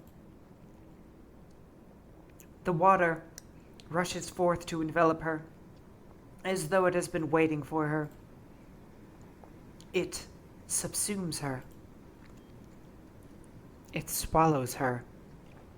Shit. I took a bite of a gummy while I was trying to read. such a bad idea. But this candy is so delicious. I can't control myself. Then she disappears from view. The mermaid is gone, but you are still there. Well, now what are you to do? There is nothing that can be done, you suppose, save waiting. You can play with the sand. You stand there for several moments, watching the black water lap against the shore. The breeze howls mournfully like a wounded animal as it buffets your hair about your face and your torn skirt around your legs. A time elapses, but how much of it? Come get your candy here. I have candy all day. Candy, candy, candy. Oh, Candy Cadet. When are you going to tell me a story? While you stand there, fretfully, feeling as ostentatious as a maypole. When will the mermaid return? Will she ever return? You're starting to worry. Is that all you do? When? Look, over there. By the rocks upon the mermaid once sat, the water is rippling. It looks as though your new friend has returned. The mermaid pulls herself onto the rocks with a surprising amount of upper body strength, then smiles at you. I apologize for the wait. I did not mean to make... I hope I did not make you worry. You were worrying, but you are not half so honest as the mermaid. Mermaids might be spoken of as devious tricksters who lure sailors to their deaths, but they are, in actuality, very sincere. I don't believe that. I don't believe that one bit. I think she is a devious trickster make you go dead. God damn it. I'm reading with Shakespearean nimbleness and ease, and then I can't say luring sailors to their deaths. They are much more sincere than most humans. Very articulate, very demure. Thank you. Thank you. It's true. I am these things. I am articulate. I am demure. I am ladylike. I am the farthest thing you would ever see from a Gremblow. Admittedly, I have a slight speech impediment. Like, very slight. Okay, I'll just say it. It's more of a lisp, which means that it takes, like, a lot of focus for me to, with, like, really complex text like this, to not just, you know, lisp it up a little bit. No, I want to sound articulate and demure and ladylike and anti-Gremblow. Perhaps that is why your kind fears them so. There are few creatures who inhabit this world whose capacity for lying is greater than your own. You tell the mermaid that you are not worrying, and she answers with a wry smile. I am not so sure about that. Ah, the mermaid is wilier than you're giving her credit for. She has seen straight through you. But no matter. It took me some time, but I was finally able to retrieve you a gift. Yeah. It's so I sometimes will stumble on my words quite a lot because, like, I'll be reading continuously and then I'll read ahead of the word that I'm reading aloud and I'll try to read them both at the same time and then I just, like, say, like, absolute nonsense. I wish I could think of an example, but I'm sure you're gonna hear it eventually. Yeah. So that happens a lot, and also I'm just trying to make sure that I'm pronouncing my S's correctly, and then I'm doing voices. Doing these visual novels is actually a lot more work than it seems to be, which doesn't matter because it's so much fun. I love doing it. But I was finally able to retrieve for you a gift. I do not have the means to turn this into a pretty piece of jewelry, as you did with the flowers, but I wish to give it to you nonetheless. I do hope that you like it. The mermaid leans forward, then holds out her gift towards you. Her slender fingers unfurl about it like the petals of a flower being folded back, and... oh, what a pretty gift it is! The ocean might be dark and deep, cold and unfeeling, but the same cannot be said for the object which glitters upon the mermaid's palm. Seashell! She has fished, from the depths of the water, a beautiful shell, one which shimmers prismatic colors beneath the moon's light, much like the scales upon her tail. The shell is so very pretty, it quite takes your breath away. You look at the shell worriedly, your teeth biting your lower lip. That is a bad habit, you know. You might make yourself bleed. Oh, too real. I bite my lips all the time. It's like a weird nervous tick, and yes, they do bleed. It's awful. Then ask the mermaid if this really is all right. Would a gift like this not be wasted on you? Of course not. I want you to have this shell because it makes me think of you. It does? How so? I thought it should be obvious. The shell is a lovely find. As are you. Oh. Did she just call you lovely? Surely you must have misheard her. You can scarcely believe it. It is an awful lot for you to take in. But... now, why are you gawping at me like that? The wind will change, you know, and then your face will be stuck like that, which would be quite the shame. You would waste your good looks, which, for a maiden such as yourself, would be nothing short of a tragedy. It seems as though the mermaid really does think you are pretty after all. The mermaid, with her smooth skin and her fair hair. You can scarcely believe it. There is something almost laughable about the mermaid's compliments. How could she call you pretty when her looks are so immediately, obviously superior? Tongue-tied, you look at your feet. You do not know how to reply to the mermaid. We were talking about this earlier, Ace, but this girl, this poor protagonist of a girl, has just no self-esteem. None. And is so absolutely desperate for love that she'll simp for the first person that's nice to her. Well, the first girl, because she's a lesbian. And it's so sad. You have half a mind to refute her words, to tell her that you are not that pretty. Not really, but you fear that might look rude. You do not want to rebuff the mermaid's well wishes. There's nothing for it then, but to take the shell which the mermaid retrieved from the ocean's depths for you. You do not think that you are worthy of it, but neither do you want to refuse it. Now, that is a surprise, the mermaid says, amused, as you reach for the shell. I did not think you would be bold enough to take it, not without more coaxing on my part. You have exceeded my expectations. What a good girl you are. Don't trust it. Don't care. Even though that's great, even though that's amazing, even though that's hot. No, can't trust it. Fuck, I bet she tops so well. Damn it! No, I can't fall for her wiles. Your flirt hutters. God damn it! Fuck. Compose yourself, Valkyr.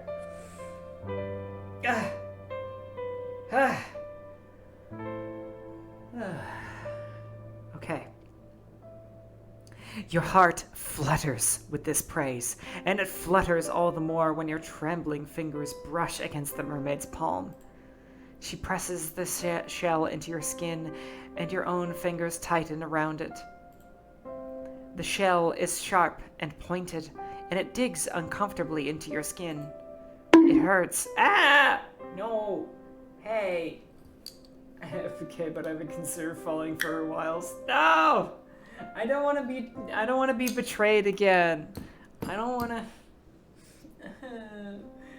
what if she actually is nice? She seems so nice. I don't want to fall in love with her just for her to eat me like the last girl. I don't know if I've recovered from the princess. I love the princess so goddamn much. I hate this. I hate this. I just want to love just like her. Just like the protagonist. I just want love. Why won't somebody love me? It hurts. But there is pleasure in the pain. This, too, feels like a gift from the mermaid. You do not want to spurn it. Even pain can be a precious thing when dealt by one whom you care for. You never knew that before. You hold the shell to your heart, which is beating in a regular rhythm, and look at the mermaid. Aww, thank you, Jazzy. I really appreciate that. Thank you. Then, very softly, you thank her. It is quite all right. It seems only fair after you shared part of your world with me. I wish to share part of my world with you too. Oh, no fate, you guys both. All of you. Give the... Humans cannot normally descend beneath the ocean's depths, and even if they do, they cannot remain there for very long. You are far too fragile. Would that I could, I would bring you with me to my underwater kingdom, where we might be together. They just do a Little Mermaid reference, did they? Part of my world! Oh my god, that's funny. The mermaid's melodic voice trails away, suffused with something resembling melancholia. She sighs. Then she shakes her head and smiles. But this will have to do for the present. Please, take good care of that shell. Look at it from time to time, and think of me. That would make me very happy indeed. The days pass, following this nightly encounter with your aquatic acquaintance, with an almost intolerable slowness. You endure the hours of sunlight as best you can by going for long, bracing walks amidst the heather, foraging for berries and fruits among the hedgerows. You even, when you have mustered up enough courage, take an old fishing line uncovered by the fisherman's cottage and try your luck by the shore. Your initial attempts in angling are without success, but as time passes, your proficiency in the art grows. Some time after you take up your rod, you find you're able to catch the odd fish here and there. Small, scrawny things mostly, but the meat goes a ways to bolstering your rudimentary diet. You teach yourself how to remove the scales of these saltwater fish that you have captured, and how to gut them without a knife? She has no tools for this. You doing this by hand? That's crazy. You learn, too, how to cook them over a simple fire. Sometimes you skewer these fish of yours on spikes and roast them slowly, innards and all. You're able to sustain yourself well enough during the day, although the faint pangs of hunger you experience never quite go away. Your physical discomfort, however, is secondary when compared to your desire to visit the mermaid. Your days might be dull and drab, but your nights, comparatively, are made of magic. What time is it? Oh, hey, it's break time. Okay. This is a great time, the perfect time even, I feel like, for us to take a little bit of a break. And then when we come back, we will come back to the mermaid, probably more than likely betraying us and drowning us or eating us or some other kind of horrible thing like that. And it'll be great, probably, in its own miserable, depressing kind of way. So hey, Dang. Sorry to see that you have to miss the end, Ace, but like last time, hopefully you catch the VOD on Twitch and see how it ends. Anyway, thank you guys so much for being here. I hope you stick around just a little bit longer so that we can come back to a little bit more It Gets So Lonely Here. And I will see you guys all very soon. Bye-o. Yum, yum. Yum, yum, yum, yum, yum. Oh, goodness. Hang on. Need more water.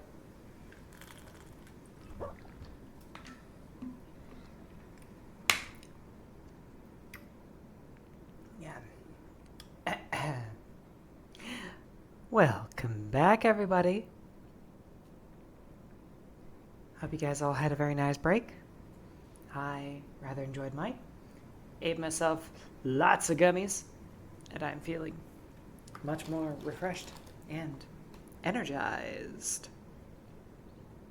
Don't know if I have enough water, though. I don't know if there's enough water in the world to keep me from feeling a little bit dry after all this reading. But we're still gonna do it. We're gonna go to the end of this route, because that seems to be all the time that we have left for. And we're gonna see how this turns out. Nope. I almost got into my candy again. The temptation is so strong. It is only during the night that the mermaid emerges from beneath the waves, and when she does, you hurry to her side. You have never before had anybody who took so great an interest in you, not until you met the mermaid. That is why she has grown to mean so very much to you. She is the first friend you have ever had, but if you do not temper your obsession accordingly, I fear she may very well be your last. You care little for the potential danger, however, which lurks beneath your interactions with the mermaid. You want only to show the mermaid how much you value her. And you hope, within time, that she will come to value you too. If you keep seeing her, surely she will stop thinking of her human friend whom she lost so suddenly. That is your plan, at least, you petty, jealous little thing. Fortunately, your self-serving wish to grow closer with the mermaid seems close to being granted. Your nightly conversations, when you greet her, come easily enough. The words come tumbling from your mouth like thread. You have grown rather comfortable in the mermaid's company, and she yours. She must have, for it is not long after you bequeathed your diadem of flowers to the mermaid that she looks at you, then posits a curious question.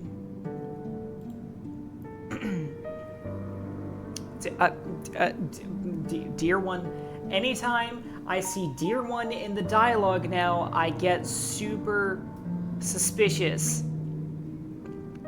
I was wondering, Dear One, whether you would mind indulging me. I know this might not seem like an appealing proposition, but I thought it would be remiss of me not to ask.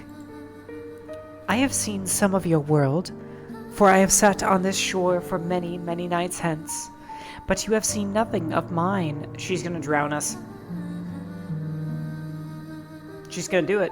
She's gonna drown us. It seems unfair that I should know some of the world that you inhabit, while you know so little of my own. So, would you care to come with me beneath the ocean's waves?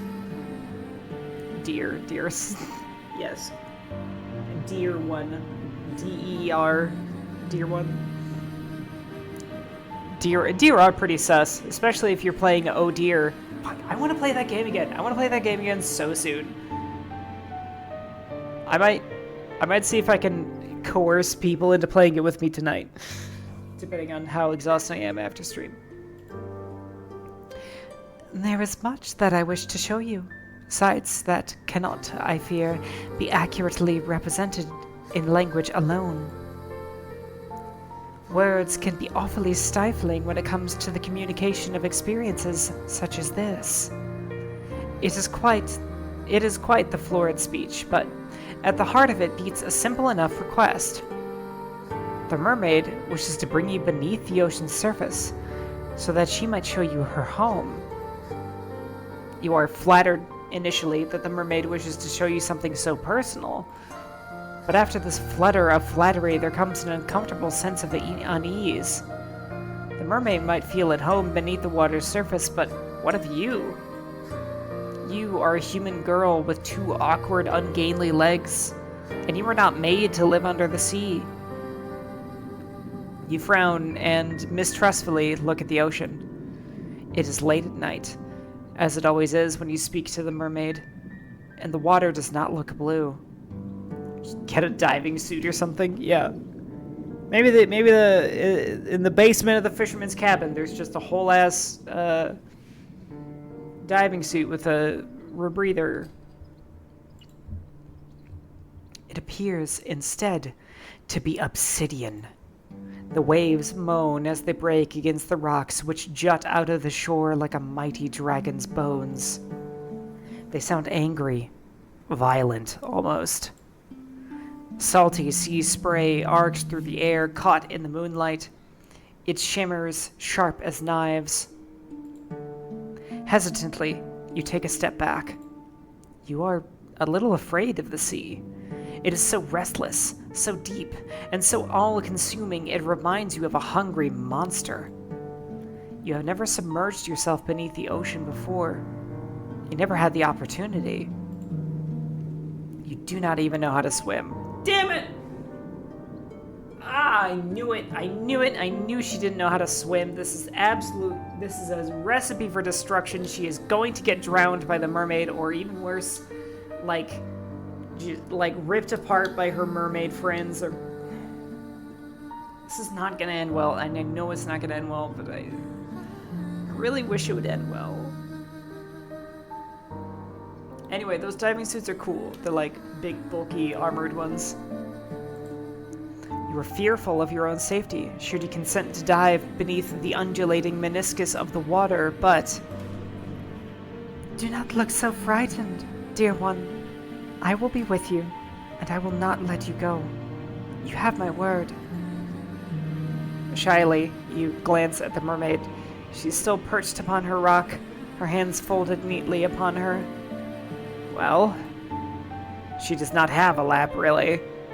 You're still afraid, but the mermaid's reassurance does help. Yes, I'll never let you go, even when you're drowning, even when you're screaming for your life. Has she not told you numerous times that she is nothing if not honest? You trust her not to break her word. Probably shouldn't.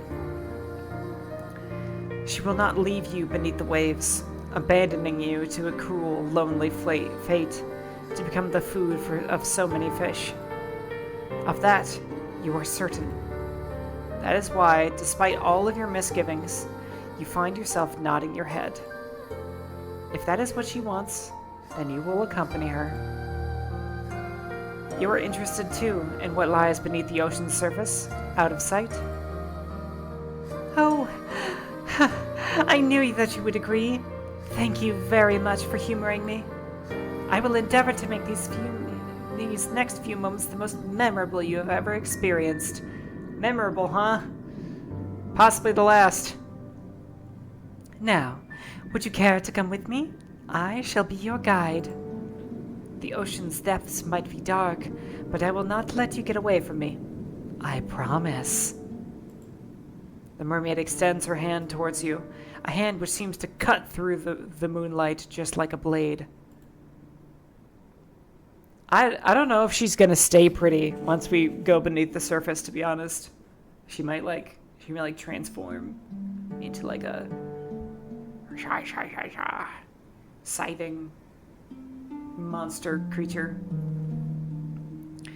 The moon's celestial rays play against the mermaid's upturned palms so that it shimmers.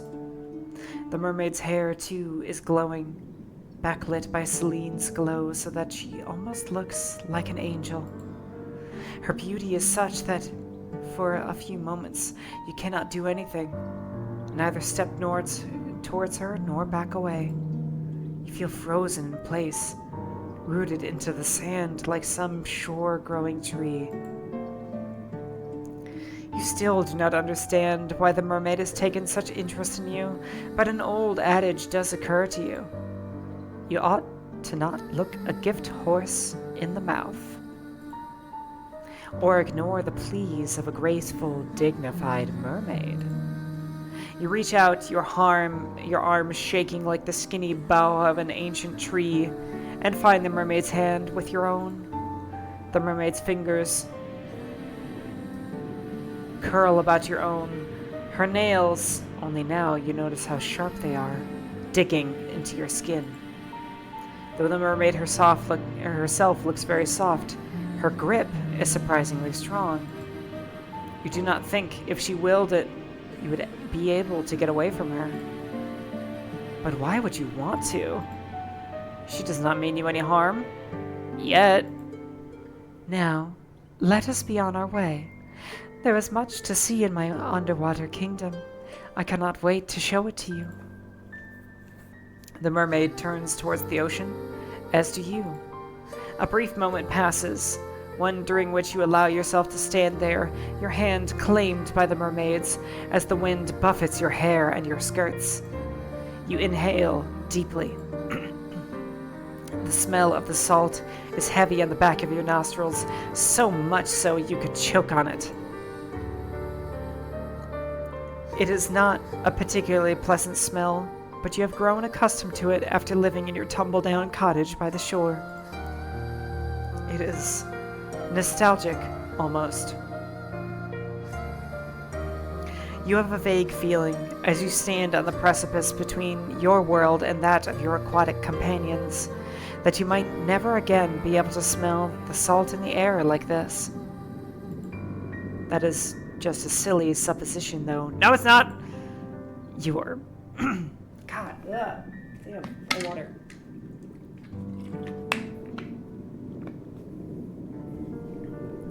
You are being foolish. The mermaid will return you back to the surface in due course, will she not? You hope that she will. You, unlike her, cannot breathe underwater. You open your mouth, meaning to ask the mermaid about this fact, but you are not afforded the opportunity to speak. The mermaid has already shifted, her fingers still twined about yours. She dives forwards, her body slicing through the surface of the water like a knife, and you, inexorably, are dragged along with her. Oh, this is cute. Look at that goofy fucking face. Look at this absolute doofus. Letting herself get drowned by a mermaid. The water rushes forwards to meet you in a sudden, shocking rush. The mermaid's descent might be graceful, but yours is anything but. You do not know how to position your legs, and your limbs feel awfully ungainly.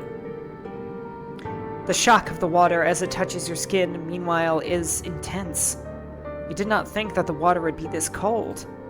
No, it's not just cold, it is freezing. It feels as though all the warmth has been sapped out of your skin. I think that's such a cool, I don't know, that's such a cool scientific concept to me, that water is just like the great equalizer of temperature. And so like when you go into an ocean, there's so much cold in there that it just empties you of all of your heat. If your head was not already beneath the ocean's waves, you would gasp from it. You do not gasp, however, you cannot. You have already been submerged. Your body no longer feels as though it is your own. Your hair is unspooling behind you like thread, and your skirt is fluttering. Your body rocks to and fro, as though being soothed in a mother's arms. It is a curious feeling, but it is not wholly unpleasant. If only it were not so cold down here beneath the ocean's depths, you might find it relaxing. It is dark under the surface of the water, yes, but you have not ventured so very far, not yet at least, that the glow of the moon cannot penetrate its depths. Your surroundings are illuminated, though faintly, and thanks to this precious illumination, you can see schools of fish swimming about you. Their scales all glisten as they arc through the waves like rainbows. They do not look like life forms. They appear instead to your fairy tale-addled mind to be ancient relics brought to life through some strange arcane sorcery. They are pretty. No, that word is not significant enough. They are beautiful. You did not know, as you stood upon the shore, how very full of life it was beneath the water's surface. I actually love water. I love the ocean. I love it so much. You did not know, either, how very beautiful these aquatic denizens of the deep were. You have never seen fish like these before, not in real life. You have memories, vague, hazy memories of dissecting a fish once in a particularly gruesome biology lesson. But that feels like a very long time ago now. You would far rather think on your present than dwell upon the past. But as the seconds pass, and as they do, the mermaid continues to swim, leading you deeper and deeper into the ocean's depths. While once you were close enough to the surface that the moon's light could still slice through the waves, now it is so very dark you can scarcely see. There it is. Your vision is beginning to blur. You can feel an uncomfortable weight pressing down on your inert body. Oh yeah, pressure, holy crap. You have descended, you realize, with a ripple of anxiety, too deep. Humans were not meant to descend into these depths. The water, once cold, now feels freezing. It caresses every inch of your exposed flesh, as if to sap what little warmth you might still possess. You shiver, and when you do, you swear that you can hear your teeth chattering despite the water which stops your ears. The water is stopping up your nostrils. There is so much water down here at the bottom of the ocean. It is endless. The mermaid might be able to breathe underwater, but you are not so very fortunate. Your body is far less sophisticated than hers and requires oxygen with which to furnish your body with continued strength, not salt water. The thought of trying to inhale the endless water which surrounds you makes you shudder. I think the scariest part here is I don't know if she's doing this on purpose. I think she actually just wants to show her home, but she, isn't aware of how susceptible she is to, pressure and air and, oh. You would rather not attempt it. You do not have gills. When will the mermaid take you back to the surface? Surely she must know that you have fast begun to near your limit. You have been under the water for too long, and it is too cold, and it is so dark now. In any event, you cannot see much of anything. The joy you once felt during your underwater adventure has begun to dissipate, just like the last of the oxygen you still possess. It is time to return to the surface now, but how are you going to communicate that to the mermaid? You cannot speak. She is not looking at you. She's staring instead fixedly at something beyond your comprehension, something far away, perhaps in the underwater gloom that you cannot see. Not knowing what else to do, you try to pull your arm free from the mermaid's grasp. You hope that this will signal to her that she has grown too carried away in her endeavors, that she ought to cut short your expedition and return you to the shore. The mermaid does not react, however, to your attempts to escape her. Her grip does not slacken, as you would hope, from about your wrist. In fact, it is quite the opposite. Never mind. It feels as though she is gripping you more tightly than she was, as if to prevent your escape. But why would she do that? You tap on the mermaid's shoulder to get her attention, a gesture which prompts her at long last to turn. Her fair hair billows about her, suspended in the water like a shroud. Then she says in that calm, measured, incredibly reasonable voice of hers, I'm in danger! Yes, dear one? What is it? If you could, you could open your mouth to reply to her, but alas, you are a human girl, not a fish, and you cannot speak underwater. Any attempt to do so would accomplish naught save filling your pretty little mouth with water. The mermaid really ought to have considered that before she started to ask you questions. But your comfort seems to be the last thing on the mermaid's mind. She smiles at you gently, delicately, then says, I understand. Being underwater for so long must be beginning to take its toll. Do your lungs feel like iron? Are they heavy? So she does understand your woes. You might not be able to speak, suspended as you are in the dark, murky depths, but communication is not wholly impossible. You nod your head emphatically, hoping this will be enough to make your distress apparent, but... Yes, that will happen. Fucking knew it. Exactly as I... It is a natural part, or so I have heard, of drowning. Not that I have ever had the opportunity to experience it for myself. I am incapable, you see, of meeting my demise in such a manner. Now, what was that? What could she mean? I mean, the mermaid answers, can she read minds? That this was a calculated act upon my part. Forgive me, dear one, but the moment you consented to sinking beneath the water with me, your fate was sealed. Your lungs will be flooded with water soon enough. Then you will die. It is not a pretty way to go. You needn't worry about your corpse bloating, disfiguring, or being eaten by fish, though. I will take very good care of it. I promise. In death, you will look lovely, almost angelic. Is that not what you always wanted? You do not know what the mermaid thinks it is exactly that you want, but you think she is laboring under some severe misunderstandings. You would like to try and correct her. You do not want to die, but of course, you cannot open your mouth. What a pity. Well, at least it saves me the effort of transcribing your dying pleas.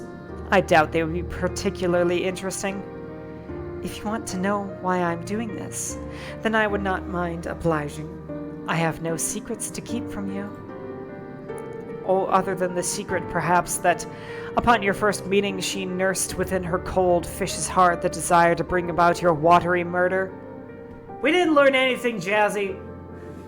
We didn't learn anything. We just confirmed what we already knew. We confirmed that this world is full of misery and hate, and love is lost forever. You might have liked to know that before you agreed to sink beneath the ocean's surface with her. I am only doing this because I have no choice. The other girl I liked, after all, the one whom I adored, disappeared. She went away, and I was never again afforded the opportunity to see her. You reminded me of that girl, though you do not look much alike. You do not act very much alike either. But you are both humans who, despite your delicacies, have no shortage of determination. How is your kind able to live when your lifespans are so very short, and you are susceptible to so many diseases, is a mystery to me. Though my lifespan far eclipses your own, and I am far sturdier, I cannot help but marvel at the tenacity of you humans. I know that if I were as fragile as you are, I would not be able to exist in this world. I would be far too afraid. I would see my own death lurking behind every corner. Just as you can see your own death looming before you. It is not so very far away now. You can feel it coming closer and closing its cold, icy fingers around your throat. You humans are incredible. I cannot help but respect you, weak and pitiful as you are. She respects your tenacity so very much she wishes to extinguish it?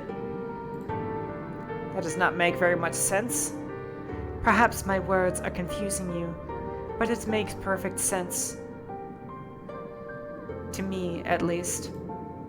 My beloved cowherd left me. I do not know where she went or what happened to her. Jazzy, stop acting like I was completely head over heels for this girl. Just chill it, why don't you? Don't gotta be a smug little shit about everything. Perhaps she was murdered by bandits. Perhaps she contracted a horrible disease. Perhaps she simply fell and cracked her skull. I do not know. Oh, okay. You said we, which kind of implied, which implied, at least to me, more of me and chat, since Mufi was just openly simping for the mermaid from the beginning. But yeah, like I said, this girl is just desperate for some goddamn love. And she likes girls.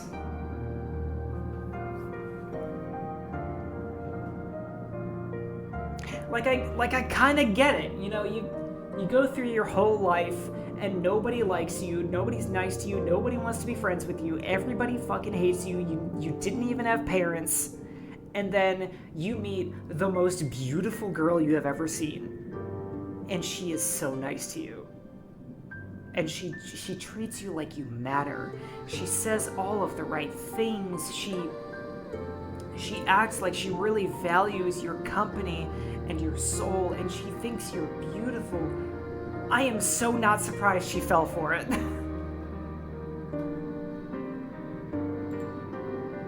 For many, many days and many, many nights, her disappearance tormented me. I could not help but wonder how it came about, but there were so many possibilities I could not imagine all of them. This thought terrified me. It still does. That is why I'm going to take you to my underwater kingdom with me.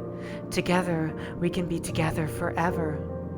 Nothing will be able to tear us apart then. Yeah, except death. She'll be dead. You can't really be with somebody who's dead. Why is that like the angle that these girls have? Is like, I love you so much that I have to kill you and just like hold on to your body forever. Like, have you considered hugs, kisses, playful conversation, really nice dates, wild, steamy lesbian sex? Like, so many things that you're missing out of a relationship because you freaking killed the other person. Absolutely unacceptable. Ugh. I will brush your hair, and I will dress you in the finest pearls found from the bottom of the seabed. It will be lovely. Much, much lovelier than any sort of miserable existence you might be able to eke out above the water. In my citadel, you will never be attacked by bandits, nor ravaged by diseases. You will be quite safe, I promise. Safe and dead. I will be dead. Yes, quite safe and quite dead too, surely. Well, yes, that is the only unfortunate aspect of my plan. She considers your death nothing more than a near misfortune. The mermaid might be surprisingly cold after all. But perhaps you ought to have predicted this. She is part fish. And are fish not cold-blooded like lizards? No, are they? You probably learned this at some point during biology class, but your lessons are beginning to feel very faint and far away now. Your body is beginning to fail you. You cannot take much more of this. It is a necessary sacrifice, though, if we are to be happy. I am doing this, for both of our sakes. I do apologize for tricking you, but please, try to understand. Yeah, she did, what's probably gonna happen when she takes her body all the way down to the surface is it's just gonna get, absolutely smushed and demolished. I really have been lonely. You'd be more inclined to sympathize her, perhaps, if her loneliness was not ushering into your inevitable demise. But you are too preoccupied with your dwindling reserves of oxygen to feel much in the way of anything for your captor. You can feel the pressure of the water against your eyes. They are beginning to ache. Perhaps you are crying. You do not know. The water masks much of your anguish. You've been drifting underwater for almost 3 minutes. That is a remarkably long time to go without any air. Your vision is beginning to cloud. Your surroundings are already dark. Look darker, still. Unpleasant and obscure, and not at all like the paradise the mermaid promised you. The pain of being suffocated slowly is far stronger and more oppressive than the sensation of the mermaid's hand wound tightly about your arm. Is there no escape for you? The prognosis, I am sorry to say, is grim. Your fate, as the mermaid said, really was sealed the moment you met her, luxuriating on those rocks beneath the moonlight. But you'll forgive me if my sympathy is limited. You did bring this upon yourself, you know. You reap what you sow, and in your case, you made a series of bad decisions that led to your untimely demise. Now, what do you want to do? Will you accept this fate of yours and rest in peace, or will you try to fight against it?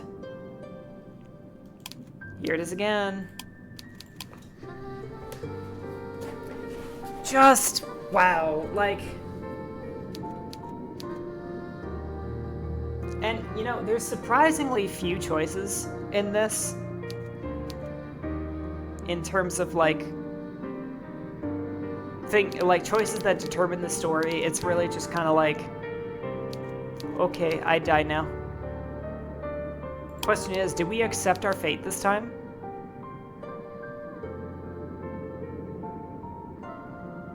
Do we want to see what that's like? What that results in? Is that going to be like a whole bunch more dialogue? I don't know.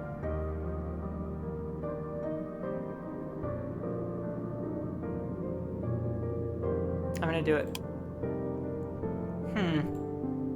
That is a bit of an anticlimactic answer at this juncture in your life story, but I suppose it would be remiss of me to lecture you too much. I am sure you are well aware of what a terrible series of decisions you have made. There is no need for me to belabor the point. That would be boorish, not to mention tedious. I am rather tired of scolding you. So, instead, I think I will content myself with loving you. What? What? You thought in your death the mermaid was the only one who would be able to cuss at you? I know I have said this before, but you really are naive. You cannot escape me, even if you are at the bottom of the deepest, darkest ocean. The world might have forsaken you, but I never will. I will never leave you. What? You will never be lonely again. What?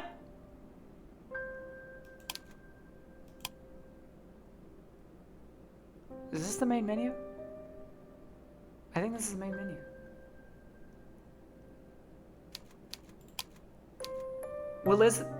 Well, I mean, of course it ended.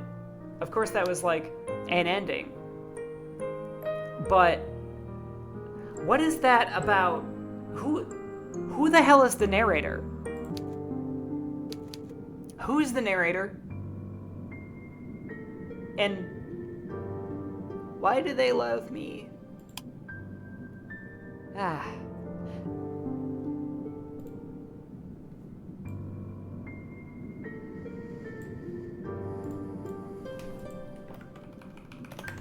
Wait, am I back? Oh my god, I think I'm back. Okay. Yeah, I've been getting like weird errors with connection related stuff all day, and I was thinking like, oh yeah, nothing's happening, stream seems to be stable. I was even checking with Rizu, who's like also confirming that things were stable, and I was like, okay, I guess it's like nothing. And then, yep, there we go. So we're probably gonna finish this route and then call it a night, just because I don't want to deal with any other connection. connection. Bull crap. Anyway, if you wish to carve... So, wait, I'll read back the dialogue that you guys missed. I can tell that you... Ah, I like that look on your face. It is a look full of determination, the self-same determination which first prompted me to take an interest in you. I can tell that you are not happy with this ending. You did not come all of this way, after all, to drown. That is quite the indecorous demise, regardless of how many fine stones and shells the mermaid means to twine through your hair after your death. If you wish to carve out a new story for yourself, then I would only be too happy to indulge you. Just try not to get on the bad side, or the good side, of any homicidal naiads this time. The drowning of fair maidens is something of a cliché. Your fate is once again in your hands. Now, I wonder, which path will you take? Okay. So we're going to override that one. Lastly, before we actually go, I want to take another look at this one and just see what happens when we accept our fate. What? Really? You're fine with being eaten alive in a dark, dingy dungeon, then being left to rot? That does not sound like a very satisfying ending to this particular narrative. But if that is what you want, then so be it. I do not mind indulging you. That is what I have always done, after all, from the moment we first met. I've dedicated myself tirelessly to answering your wishes, and this is no different. Do not be so foolish to think, though, that you can escape me, even if your life's blood has mingled with that of the princess's. I am not going to relinquish my hold upon you that easily. I did pledge, after all, to remain by your side, come what will, fire or flood. I will never leave you. You will never be lonely again. That's cool. That's really cool. I want to know so much more about the narrator now. I'm hoping once we do all three routes that we'll get like a real answer. And the temptation is great to just continue. But it is late and the stream has become very unstable, so I'm just not going to take the risk. Actress? Ah, gallery!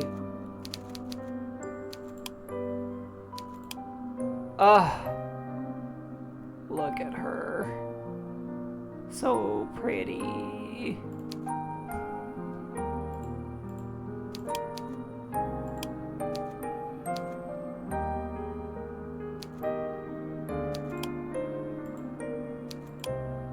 You think so?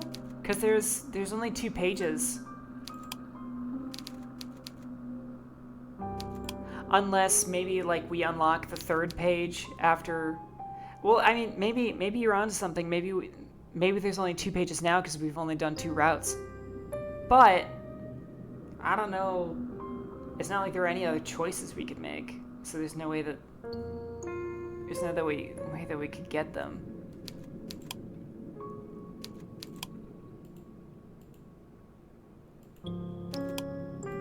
Oh, the water gets darker as... Huh.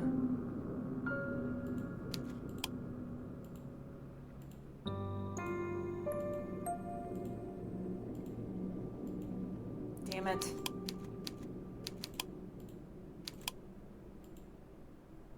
They're both so pretty and so wonderful. And then they fucking kill you. First playthrough bad, second one good. That would be nice. Oh, the...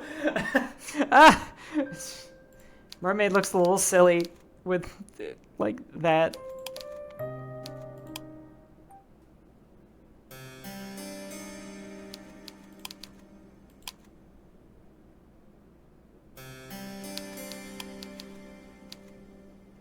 And there's a locked option here. I feel like this game is going to open up like crazy the moment that we finish all 3 routes. I'm super excited. This game is really cool. I really like it. I might stream it Wednesday, to be honest, because I kind of just want to do more of this. Resident Evil Village is cool, but I kind of want more of this. Anyway. Thank you guys. Oh, goodness. Thank you guys so much for being here with me, especially those of you who stayed all the way till the end. I really love and appreciate every single one of you. Yum, yum, yum, yum, yum, yum, yum. I got all my energy back for some reason. Probably because I ate. I don't know. Anyway, yes. I look forward to the next chance that I get to read for you guys. Ow! I really like reading for you guys. I want to do it more, as much as I can. It's like my favorite thing to do when I stream with you guys. Anyway, please be well to yourself and others until I see you next, and I eagerly await you guys all in the next one. Have a great night now. Ciao, ciao.